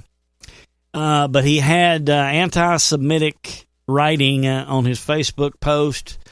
His name is Bowers. And apparently, I don't know if he's Muslim or if he's Palestinian or if he's just an American. We don't know much right now, but he had anti-Semitic comments saying he's going to revenge his people. Wow. And hated the Jews. So what we have to understand here is that we have Christians and Jews under persecution now. Yeah. So, was this gunman being puppeteered from the left? We don't know. But as we can see, friends, I mean, the more that this happens, I mean, the more we've got to be. Yeah. I mean, I don't know what's coming next is my question. I mean, because we've got 2 weeks to the election, roughly, just right at around 2 weeks, give or take. Not very much longer. And so I know with the early voting today, I mean, it was huge across the street. There's a lot of people. I mean, everywhere. And the closer we get to this election, the more this red wave will become visible. Right. What's going to be next? Are they seriously going to do some major attack now? I was talking to my buddy John. He called in. We were talking about how, because we're kind of bouncing the same question back and forth. What's next? And we know that the reports they have terror cells in every state in the United States, and that they're monitoring them. And with their deck, they're going to play their whole deck. Oh yeah, before they go down, and they're close to going down. Right. So, it really is like, wow, like you said, what's next? But I think, like you were saying, like a bioweapon or something of that sort. And with the borders being open in certain areas where there's no fence, nothing, who knows who's come through already, who is coming through right now, and what they have. So, I mean, it really could be most anything. Now, I know the militia is becoming much stronger now. Yep. There's a lot more people joining it, and I hear a lot more practicing around my house. Pop, pop, pop, pop, pop, pop, Yep. pop, pop. You just go outside. It's funny because, if I was in the city, that'd bother me. It's like being in Chicago. But when you go out in the country, it's almost kind of like at least to me, it's kind of like not a soothing sound, but like okay, that's cool. People are paying attention. They're, sharpening their skills, and it's kind of interesting. Like I always thought about, the gun grabbers. A lot of them are from the city usually, right. And their experience with hearing guns is much different than our experience hearing guns. Mm-hmm. Overall, because the city. You hear gunshots, you think people are getting shot, killed, they're getting in a fight with the cops, but out here, it's hunting, it's target practicing, they're doing it. It's just much different. So there's I think that is a large part of why there's such a different view about guns here versus in the city. And like part of me is like, the ones that do want to remove guns, I'm not for removing guns at all. I don't care where it is. But really, to those who try to make the case that they should get the guns off the streets, it would be easier to make it there than here. But we know that when they pass laws, they try to do it everywhere, and that just doesn't work, as we've seen. But I don't know. I don't know. My mind just kind of went blank. But no, just with we're talking about what's next. There we go. I got it back. I really think that with shooting, because it's so much easier to do, and you could have one or two people do it, and especially when it's in the city, it seems to be the most likely event that there's going to be just more shootings. That's what I think. Trump has removed like a lot of the key players in the different departments and, fired them. So I think a lot of the major stuff that they could be doing is not going to happen because, I think the FBI... Could it be people watching possibly? Or? I think what it is if it is something like that, it's my opinion that's going to be an outside from another country like the UN, just other countries trying to hit us. Now, I was talking to John and we were saying, we don't think it'd be China because they know we have nukes and the countries that have nukes and they know the other countries that have nukes, they're not really going to want to do something like that. Now, they might do something through using other people, like we were just talking about how the Democrats will use other people to do stuff, stuff like that happen. But as far as it being a big, player country doing something against us on a big scale, it's not likely. So, but I think we just kind of have to wait and see, and we have to pay attention to all the details, kind of like what we're doing, to hopefully, be able to warn people if we see anything, and maybe people will just be paying so much attention, they'll just continue to post stuff. That way we'll kind of, to the best degree we can, be kind of, anticipating something going to happen, so that way we'll kind of know before it happens that who's doing it. So we can only hope. Right. Yeah. So that's really all you can do in today's time to go that route. But these are the things that we have to be watching for, Now, outside of that, Chuck, of course, all of these things have taken the news, and my theory is all along that the reason that they keep these certain things in the news is to take our eyes off of what's going on around the world. Look at all of these hurricanes that have been blasting us, okay? And this week we have Beirut, Lebanon has a massive flood storm, okay? Flooding the streets, flooding homes. There was a sinkhole that opened up in Turkey and swallowed 2 people. In Mexico, they're having floods. In Greece, there is a massive crack. It happened in New Zealand a few months ago. I remember that. Now there's a big crack in Greece. Of the earthquakes they've been having this week. Earthquakes 6.0 and greater in Africa. South Wales, the hailstorm that has hit South Wales, a baseball-sized hail. Russia is flooding right now. Russia is underwater. Greenland, have you seen the waves off the coast of Greenland, man? I mean, there was a fishing boat that was caught out on these waves, Wow. And, I mean, just all over the place, man. And then, of course, the Tree of Life shooting at the synagogue. But these are also the things that have been going on. Now, did you hear about what is happening? This purge for gun control that the PSA encourages kids to steal parents' guns and hand over to teachers. Yeah, can you believe that? It just blew my mind when I saw that.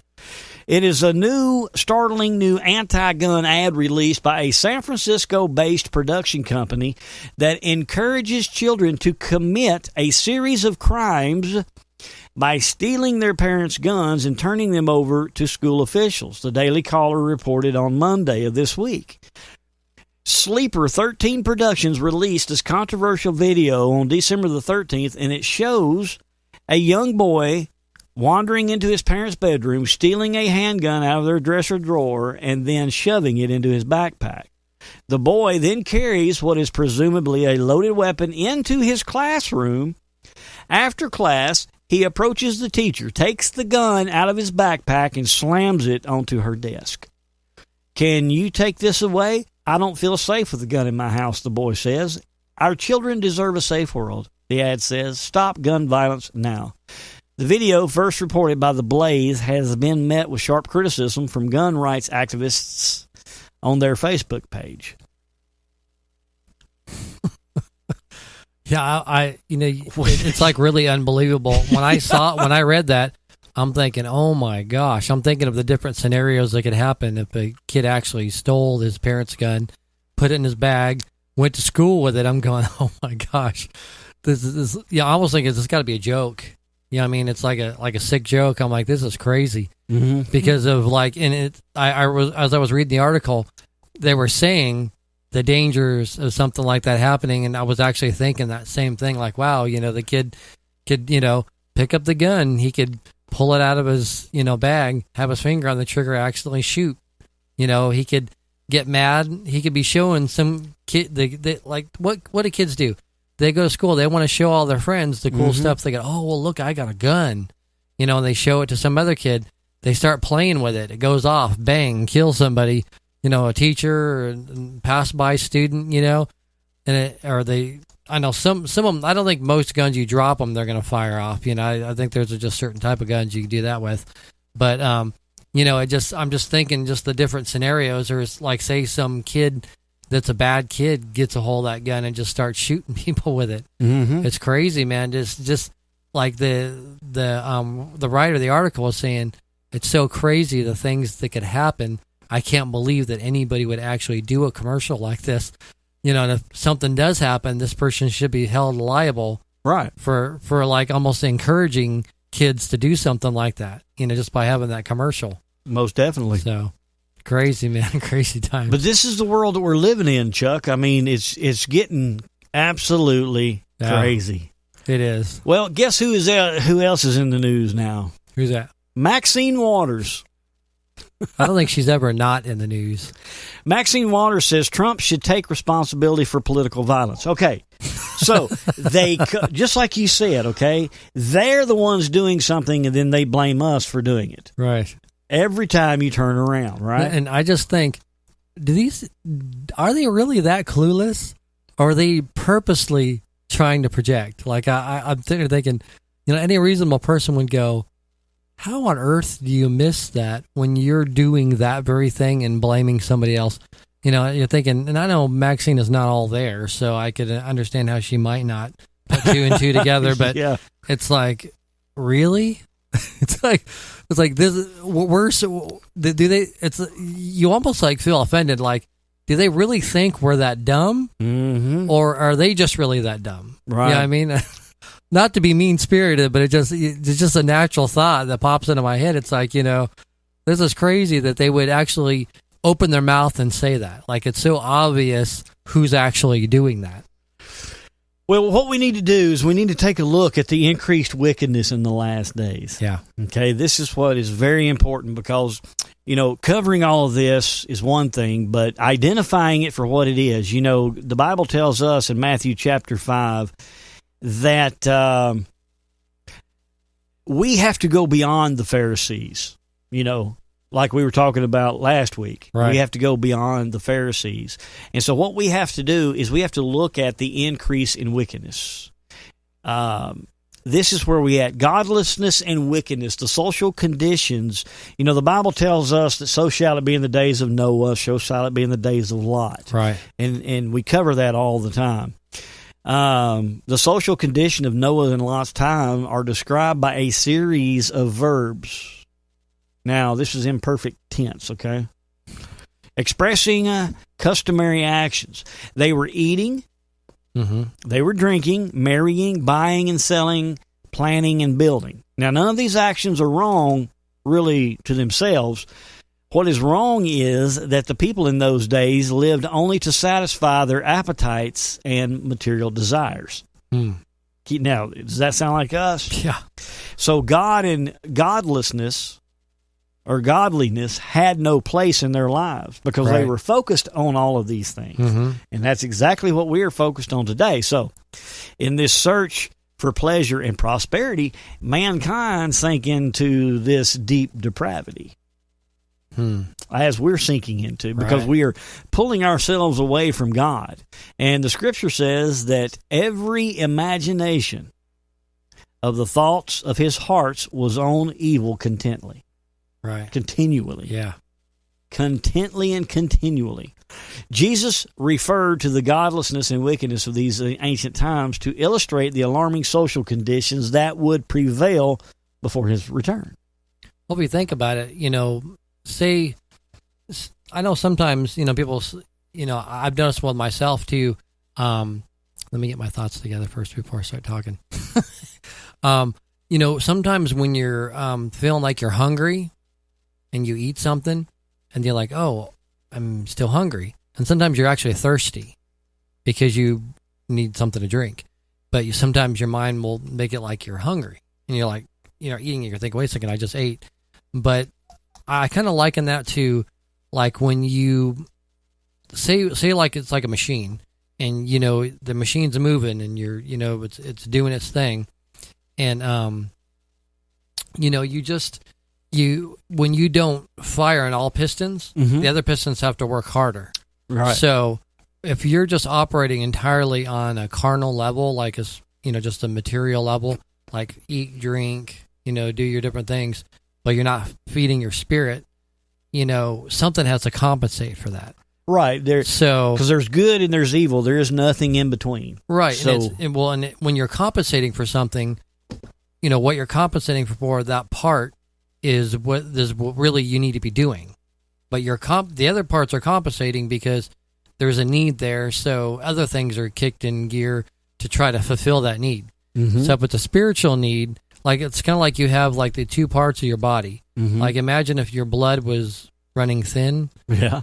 Would you eat dirt or would you drink water? Right. Yeah, I mean, it's like, or would you eat something dry or would you, drink water? It's like, of course, you drink water because your body needs the water to help keep your blood going and keep it moistened. So it's almost like if you don't feed the spirit, it's almost like you're eating cement or eating dirt. It's like you're killing your physical body because your body's trying to compensate for what your spirit doesn't have, and it's just beating it to death. Right. So that's kind of like the way I look at it, like, because we're multi-layered, dimensional people. Mm-hmm. Like, you have to feed your spirit just like you need to feed your body. So if you're just, my point is, like you're saying, they're eating, drinking, da-da-da. So they're taking care of all their physical needs. The spirit is just dying inside of them. It is. So, and actually, that was a good lead-in because Paul saw this fulfillment. He of course, he told us about it, but he saw it happen. And like in 2 Thessalonians, where we talk about that the secret power of lawlessness is always at work. Mm-hmm. Then he warns Timothy to have nothing to do with them. And even in Timothy, when he talks about how the people of the last days will be, they'll be proud, boastful, disrespectful to parents, and all of those things. This intensification that Paul talks about, okay? The use of future tense suggests that Paul, he saw this deterioration of social conditions before the end. And he indicates in 2 Timothy, verse 13, he says, evil men and impostors will go on from bad to worse, deceivers and deceived. Right. That's interesting because, we never really take it that far because once we start hearing them be proud, boastful, blah, blah, blah, we just kind of stop right there and be like, hey, that's where we are today. Yeah. But it goes on to say that there will be deceivers and that they will be deceived. So, it's in this setting that the predictions of Christ and Paul about increased wickedness in the last days takes an added meaning for our time. And it's to appreciate the timelessness of this Advent sign that we're seeing. But the surge in world crime is what is important here. Because this is where we're getting to the signs of the last days when Matthew talked about a significant fulfillment. The increase of wickedness, just everywhere. Yeah. Okay. And this is what I kind of want to focus on right now because that was predicted by Christ himself. And it can be seen today in the surge of crimes in just many countries. Right. Okay. Among reasons given by Paul for terrible times to come in the last days are the people will be without love, unforgiving, slanderous, without self-control, brutal, not lovers of God, treacherous, rash, conceited, lovers of pleasure rather than lovers of God. So, CNN. Well, yeah, CNN. Reporters boastful. But the worldwide crime, not only is it happening in the United States, but the illegal aliens coming out of Honduras and they're illegally coming in. I mean, just the Middle East. I mean, you take what's happening. No respect for law or government or order. Exactly. Other people. In a report that was filed by correspondents from several world capitals, U.S. News and World Report writes, just as in the United States, crime is on the rise in almost every country in the world today. Wow. Fascinating. From London to Moscow to Johannesburg, crime is fast becoming a major menace that is changing the way in which many people live. It's always been bad, but when it increases on a global level, that's when your little receptors should start paying attention. And it's getting worse. We're talking robberies to murders to you name it. But here in America, we're seeing the surge of American crime. It's like the world not only in this science of technology, but sadly to say, also in violence, crime, and everything involved with that. Right. And the figures released by the Federal Bureau of Investigation for the year of 1980 indicates that in that year, 23,000 persons were murdered, 82,000 women were raped, and more than 500,000 persons were robbed, and over 650,000 were assaulted. Wow. And this has tripled as we are seeing it increase. So this unprecedented rise in violent crimes in America is reflected in the population explosion of state and federal prisons. From about 200,000 in 1970, the inmate population has grown to almost 2 million today. Wow. 200,000 to 2 million, man. So this increase of violent crimes is causing a paralyzing fear in the American society. So fear, pure and simple, is behind this new advocacy of the death penalty. Fear. Interesting. Fear. So the escalation of various forms of crime, which is and this covers evil and everything else that is causing all of this paralyzing fear in many parts of the world, represents, in our view, a significant fulfillment of Christ's prediction regarding the increase of wickedness before his return. Wow. Yeah. You can see why things are going that way. Exactly. And many people today, as Christ predicted, are fainting with fear, with foreboding of what is coming upon the world. Yeah.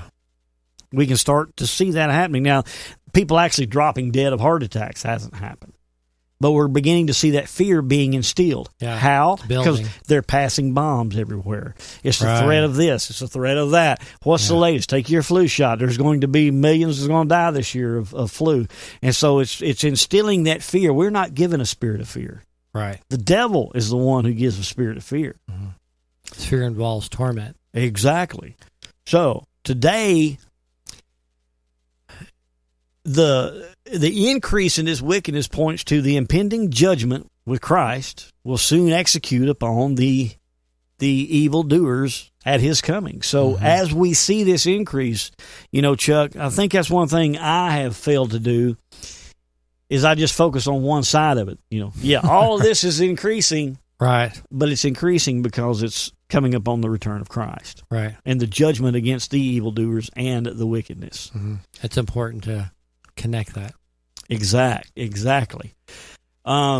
Okay, days of Noah and the days of Lot. Days of Noah, the evilness, men's hearts were evil, skewing of the DNA. And then we have Lot, where they were treating the poor horribly and all of these things, and sexual immorality and all that. We have become the age of sex now. Right. Sex sells everything, but interestingly, the rise in all this corporate junk about sexual harassment, now you can't even look at a woman or you sexually harassed her. So right. This is what I don't understand. It's interesting because they recognize there's a problem, but they go about it the whole wrong way to try to stop it. Yeah, I mean, if they're gearing the nation to be all about sex and sell sex, and there's stars out there wearing no clothes and doing sexual gyrations up on stage, conditioning people to have this craving for sex and lewd behavior, and then the same group of people turn around and pass laws. Well, now you can't even look at a woman unless you sexually harassed her. Right. And it's kind of like an example of, they make all these SUVs, these big gas guzzling vehicles. You remember when they first came out? Mm-hmm. Gas was like $1 a gallon. Yeah. And all the yuppies and liberals had to have the SUVs, and once they just sold a gargantuan amount of these SUVs, and they raised the gas prices to $4 a gallon. Yeah. See what I'm saying?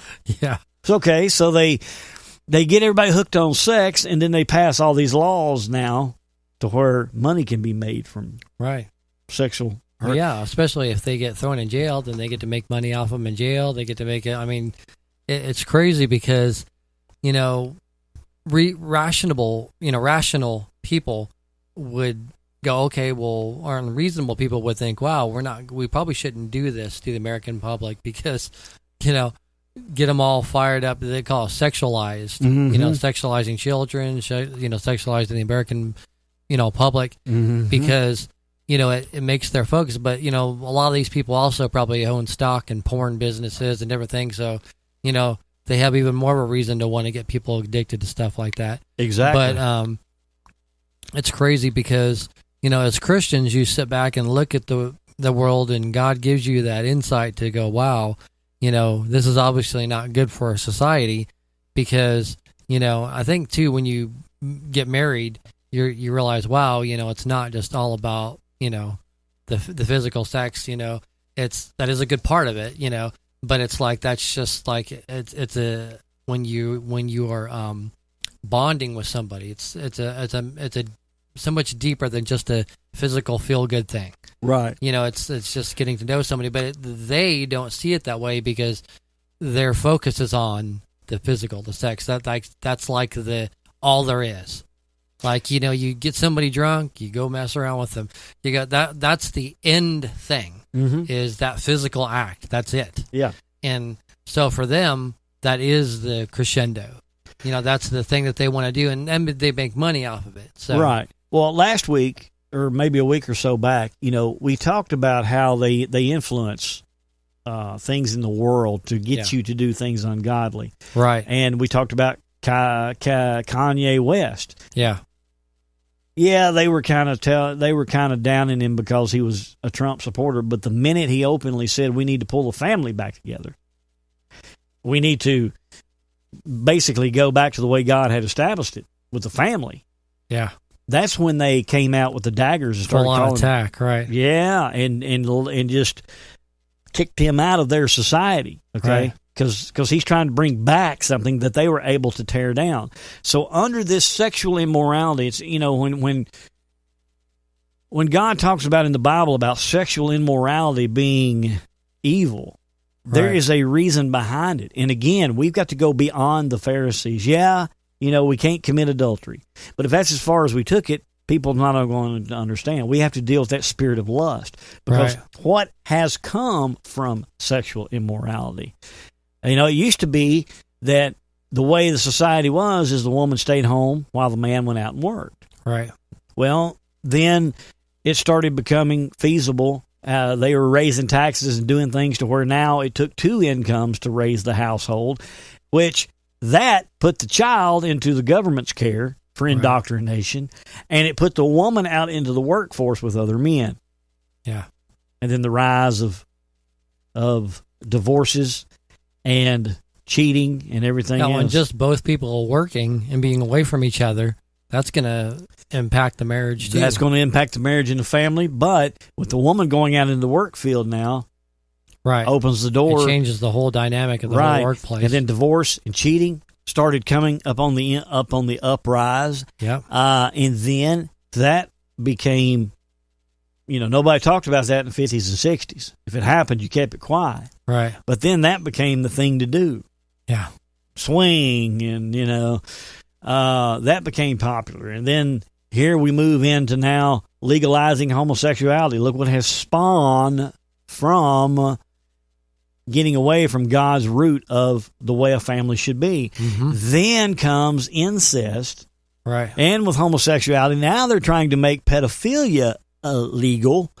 Now we are marrying homosexuals in churches, and now the abortion is such on a rise now that it is now a form of birth control. Right.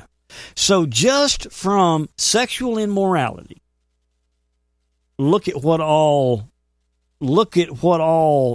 spawns from just a simple act of sexual immorality. Right. So we need to go beyond the Pharisees and say, look, like Kanye West said, bring the family back together. Yeah.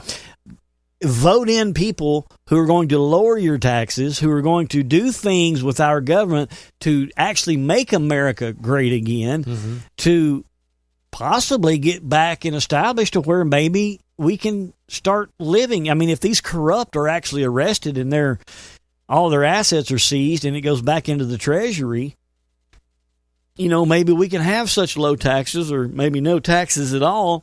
We could go back to leave it to Beaver Day, you know? Yeah. Where the family could get strong again. You don't have to move out into the country and become Amish. Yeah. Nothing wrong with that, but you wouldn't have, that wouldn't be the only option to Right. be able to get on top of your bills. Exactly. And so, you know, we can see a change on the horizon if we just do it. But taking it beyond the Pharisees in far as, you know, thou shalt not kill or steal. Yeah. We have to go further. We have to identify this spirit of lust for things, you know, that are not of God. Okay. Well, what's the root of lust? Exactly. Selfish. Exactly. And it's kind of like everything society has built to praise sports teams, cars, computers, whatever it may be, guitars. You could have anything that ham radios, man. You know, if that takes the place of your relationship with God, right, that's a God in God's place. Yeah. And he shall not have any. So we as a society need to come back to that understanding and grounding and foundation and do that now, because if we don't, God will do it for us. We got to be patient. Yeah. and willing to wait. It's really hard, but the more you do it, it does get easier. It doesn't get it's not easy, but it gets easier the more you do it. Right. And so in this .com society, I mean, we have grown so accustomed to, I don't know, man, just a .com, got to have it right now. Right. And that's not the way God operates. Fast food, it's, you know, fast marriage, you know, they're gone. Like, okay, well, that didn't work out. You don't make me happy anymore. I like this person now. It's really sad, because if you think about it, if everybody had an attitude where they were thinking about somebody else, like I think we were talking about this before, then you're like, my ultimate dream as a parent is to hear my kids fighting over who gets to go first. Right. Listen, not that they want to go first, but, oh, no, you go first. Oh, no, you go first. I tell my kids that, and they start laughing, because it is kind of funny, you know, in the sense that, you know, because that's not our natural tendency to do that. Mm-hmm. But, you know, just to think about that, if we had a other people first mentality, mm-hmm. and it really takes God to do that, you know, and that's why spending time with God is so important, to be able to do that. Think about how different the world would be right now. Oh, yeah. People wouldn't be fighting over Republican, Democrat. They wouldn't, you know, like I would venture to say most of the division that's in our country wouldn't even exist anymore. Mm-hmm. Because it wouldn't be about me and my people. It would be like, hey, let's just help everybody. Almost kind of like, not like socialism, communism, but it would be like like an axe kind of thing, like where the church, they sold everything they had and just helped each other. Anybody who had need, they just distributed to it. Right. You know, if people were really had that kind of a heart, if everybody did, everybody in the church mm-hmm. had that kind of the mindset, there would be no need. Now our churches would have no need. And really, I would venture to say probably even our whole cities and towns and wouldn't have any need. There's a lot of Christians. A lot of people who call themselves Christians, right? You know, will believe they're Christians because they say it. Mm-hmm. But think about, I mean, especially here in Tennessee, I mean, there's a lot of pretty wealthy people here, and a lot of them are, I would venture to say, Christians or conservative people. Think about what would happen if people, why do I need 5 Lexuses in the driveway? Why do I need 3 Ferraris? You know, I mean, it's great to have fun and do stuff like that. Right. But it's like, there's so much that really is just such a waste of money. Well, you can only enjoy so much of these things you're buying. Right. It's like that tiny house. The movement, you know, which is mostly, you know, liberal, but I went and stayed in one just to check it out. But they have a valid point. You know, I consolidate down to just having 5 pair of clothes a day, you know, just a couple of pair of shoes and just enough to get by, and they're happy. They're content. Minimalists. Right. And from that aspect of it, you know, if we were more like that, then we could focus more on God. But we see how Satan has worked through society in our lives for years, you know, just pouring all this junk on. You know, my dad talks about, you know, out in the country, you have to take your trash to a dump. Yeah, I just did that today. Okay, well, you know what I'm talking about. What do they call that? A Landfill. trash or convenience center or some like a. There's like a designation for it. Well, they've got places to drop it. Like they got like compactors and stuff. It's like a convenience drop or something like that. That's where I took mine today. Well, see, he talks about because we enjoy talking on radio while I'm home on the weekend, and a couple of weekends in a row, he's made the comment that I'm headed into the grocery store to buy more stuff. He said, but first I have to stop at the dump and throw away half of the stuff that I got last weekend, just so I can go back into town and buy more stuff to take home, so that next weekend I can take it to the dump, and it's just a repetitive. And if you stop and you think about that, that's true. Mm-hmm. That's true, and society has just filled us with so much. Gotta have it, gotta have it, gotta have the new things, and we're overwhelmed by it. I mean, but I think we get into certain behaviors, and it's just we just do it over and over again because we're creatures of habit. Right. So we'll do stuff and not even really think about it because that's just what we always do. So it's nice when you have like conversations like this, because you start thinking, do I really need that? Like my wife and I are constantly trying to keep the house clean, and we're thinking, do our kids really need all these toys? Yeah, I mean, they don't even play with half of them. They'll get them out and scatter them, but they, most of them they don't even play with. Mm-hmm. They just want to have them there, and I'm thinking, wow, because I've got my stuff. Right. I used to do estate sales, and I got all this stuff in my garage and the shed that I need to get rid of really bad.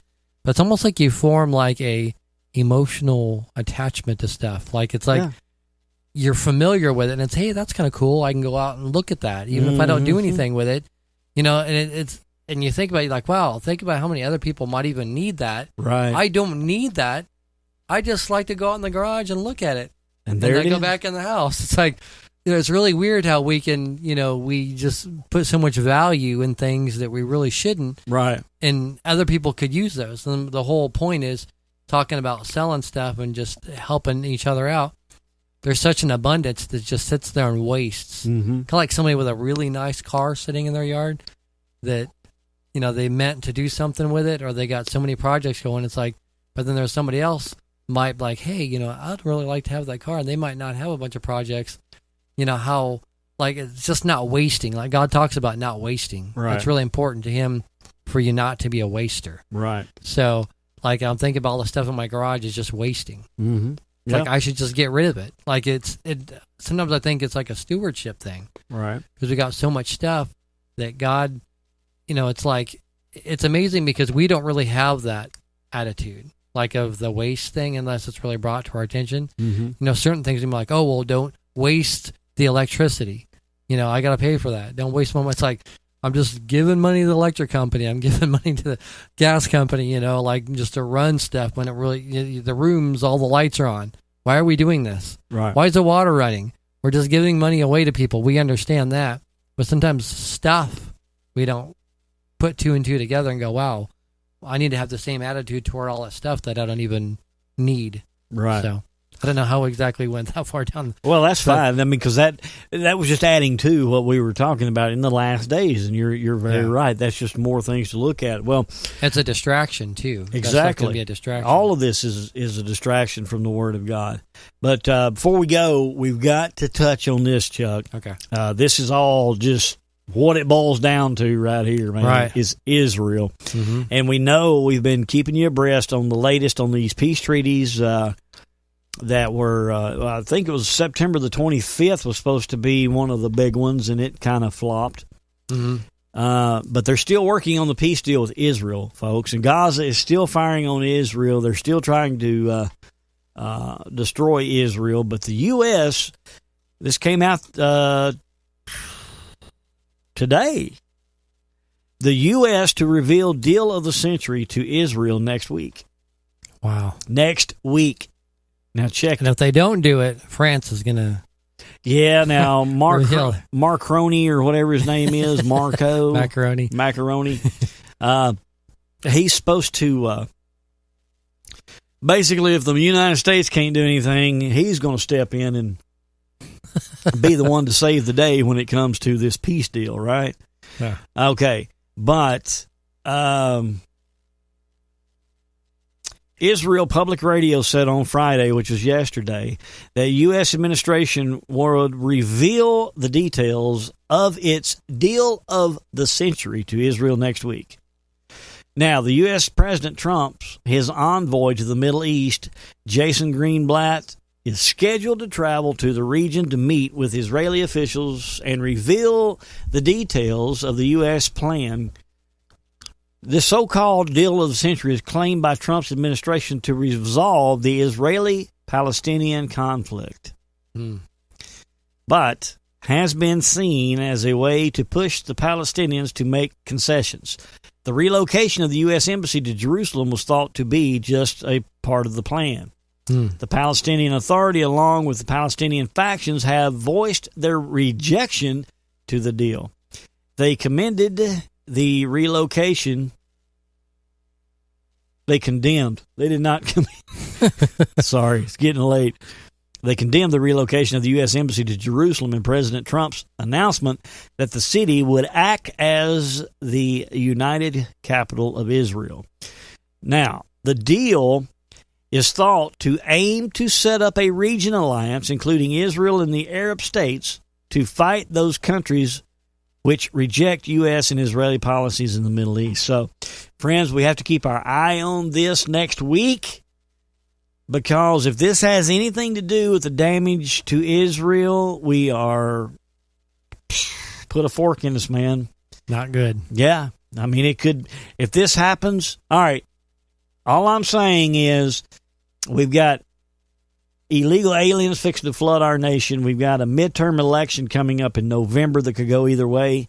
We've got so many things that could go wrong, and with this peace deal coming out next week, it is a very scary time to be in. And to top it off, check out what has happened last week at Yellowstone. Yellowstone National Park says there is some new thermal activity near Old Faithful. The Yellowstone Volcano Observatory reports a rare eruption of Ear Spring on Geyser Hill. Now, that's just across the Firehole River and within sight of Old Faithful. Water shot 20 to 30 feet out of the spring and spat out rocks, old coins, cans, and other debris people had thrown into the spring over the years. A small area around the spring is rising and falling about 6 inches every 10 minutes. Nearby, a new small geyser, or spouter, has erupted directly under the boardwalk. A small hydrothermal explosion could happen at any time. That would throw hot water and rocks for several hundred feet.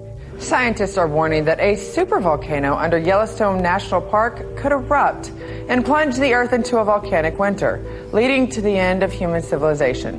But NASA researchers are proposing a radical solution. Yellowstone National Park attracts millions of visitors each year to see its geysers spew water hundreds of feet into the air. But the source of that heat is a supervolcano fed by a massive magma reservoir. If it erupts, it could spell disaster for humanity. An eruption would shoot more than 1,000 cubic kilometers of rock and ash into the air, blanketing the skies of the United States and creating a volcanic winter over the planet. NASA researchers have proposed a solution: drill 10 kilometers deep into the supervolcano and pump water down under high pressure. This would slowly lower the temperature day by day, thereby avoiding an eruption. Meanwhile, the clock is ticking to find a way to prevent an eruption that could make this Hollywood production become reality. Okay, Chuck, so let me ask you this, old bud. Now that we see everything that could be happening in the next few weeks, we see the Democrats liable to pull anything, the invasion, the midterm elections, and now this volcano that could erupt and devastate this nation. Friends, we better be reaching toward Christ and putting away our idols, call Jesus back into our lives, get back to the cross, get back on the foundation, get back on the rock.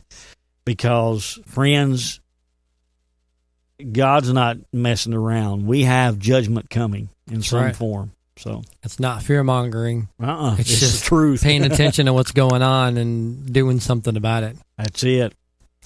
Well, friends, we come to the end of the program, and I know we kind of babbled a little bit toward the end, but it just needed to be said. I mean, there's other things going on, but, I mean, these are the important facts. And I don't know about you, but I try to do my best when I come in here, and on Saturdays, my day 6 of work, and I must blame Trump for what's going on with the economy, that I end up working 12, 13-hour days, 5 days a week. And even today I worked an 8-hour day. Usually only work 4 or 5 hours today. But, man, I've been getting some crazy hours, like, 60-plus hours every week. Sometimes 65, 66 hours. And then I've got a 2-hour drive round trip, so it takes me an hour to get to work, an hour to get home. So I've been really, like, sleeping, get up, go to work, come home, do a little bit around the house, put the kids to bed, go back to sleep, get back up. So we try to do our best when we come in here, but we're pretty ragged, and I guess in a good way, because, we're thankful we have got great jobs and we're getting good hours, but, it kind of depletes our mental capacity sometimes. It does. Well, have to bear with us. Well, other than that, my friend, it's been good having you. It's always good to be here, man. And friends, hey, expect the unexpected. The left is not finished yet. That's right. I mean, expect something huge, man, because they're not going to go down without a fight. And, that's right. From what I've witnessed from these early elections today, they're going down hard. Yeah, they are. And the cool thing is we know who wins in the end. That's right. And we know they're not going to ultimately win. That's right. God is. So that's right. So, friends, be alert. Watch. We're telling you, man. We're warning you right now, man. Be ready. Be ready for anything, and especially be ready for the return of our Lord and Savior Jesus Christ. Amen to that. Amen. Okay, friends, we'll catch you next weekend, Lord willing. I am Old Smokehouse. I'm Chuck Bird. And if the creeks don't rise, we'll see you. Bye-bye. Smokehouse. To talk to Smokehouse, dial 641-552-9354. That number once again, 641-552-9354. And enter access code 252380, followed by the pound sign. Call in and join the show. SmokehouseStudios.net. God is among us. The door to the ark is slamming shut.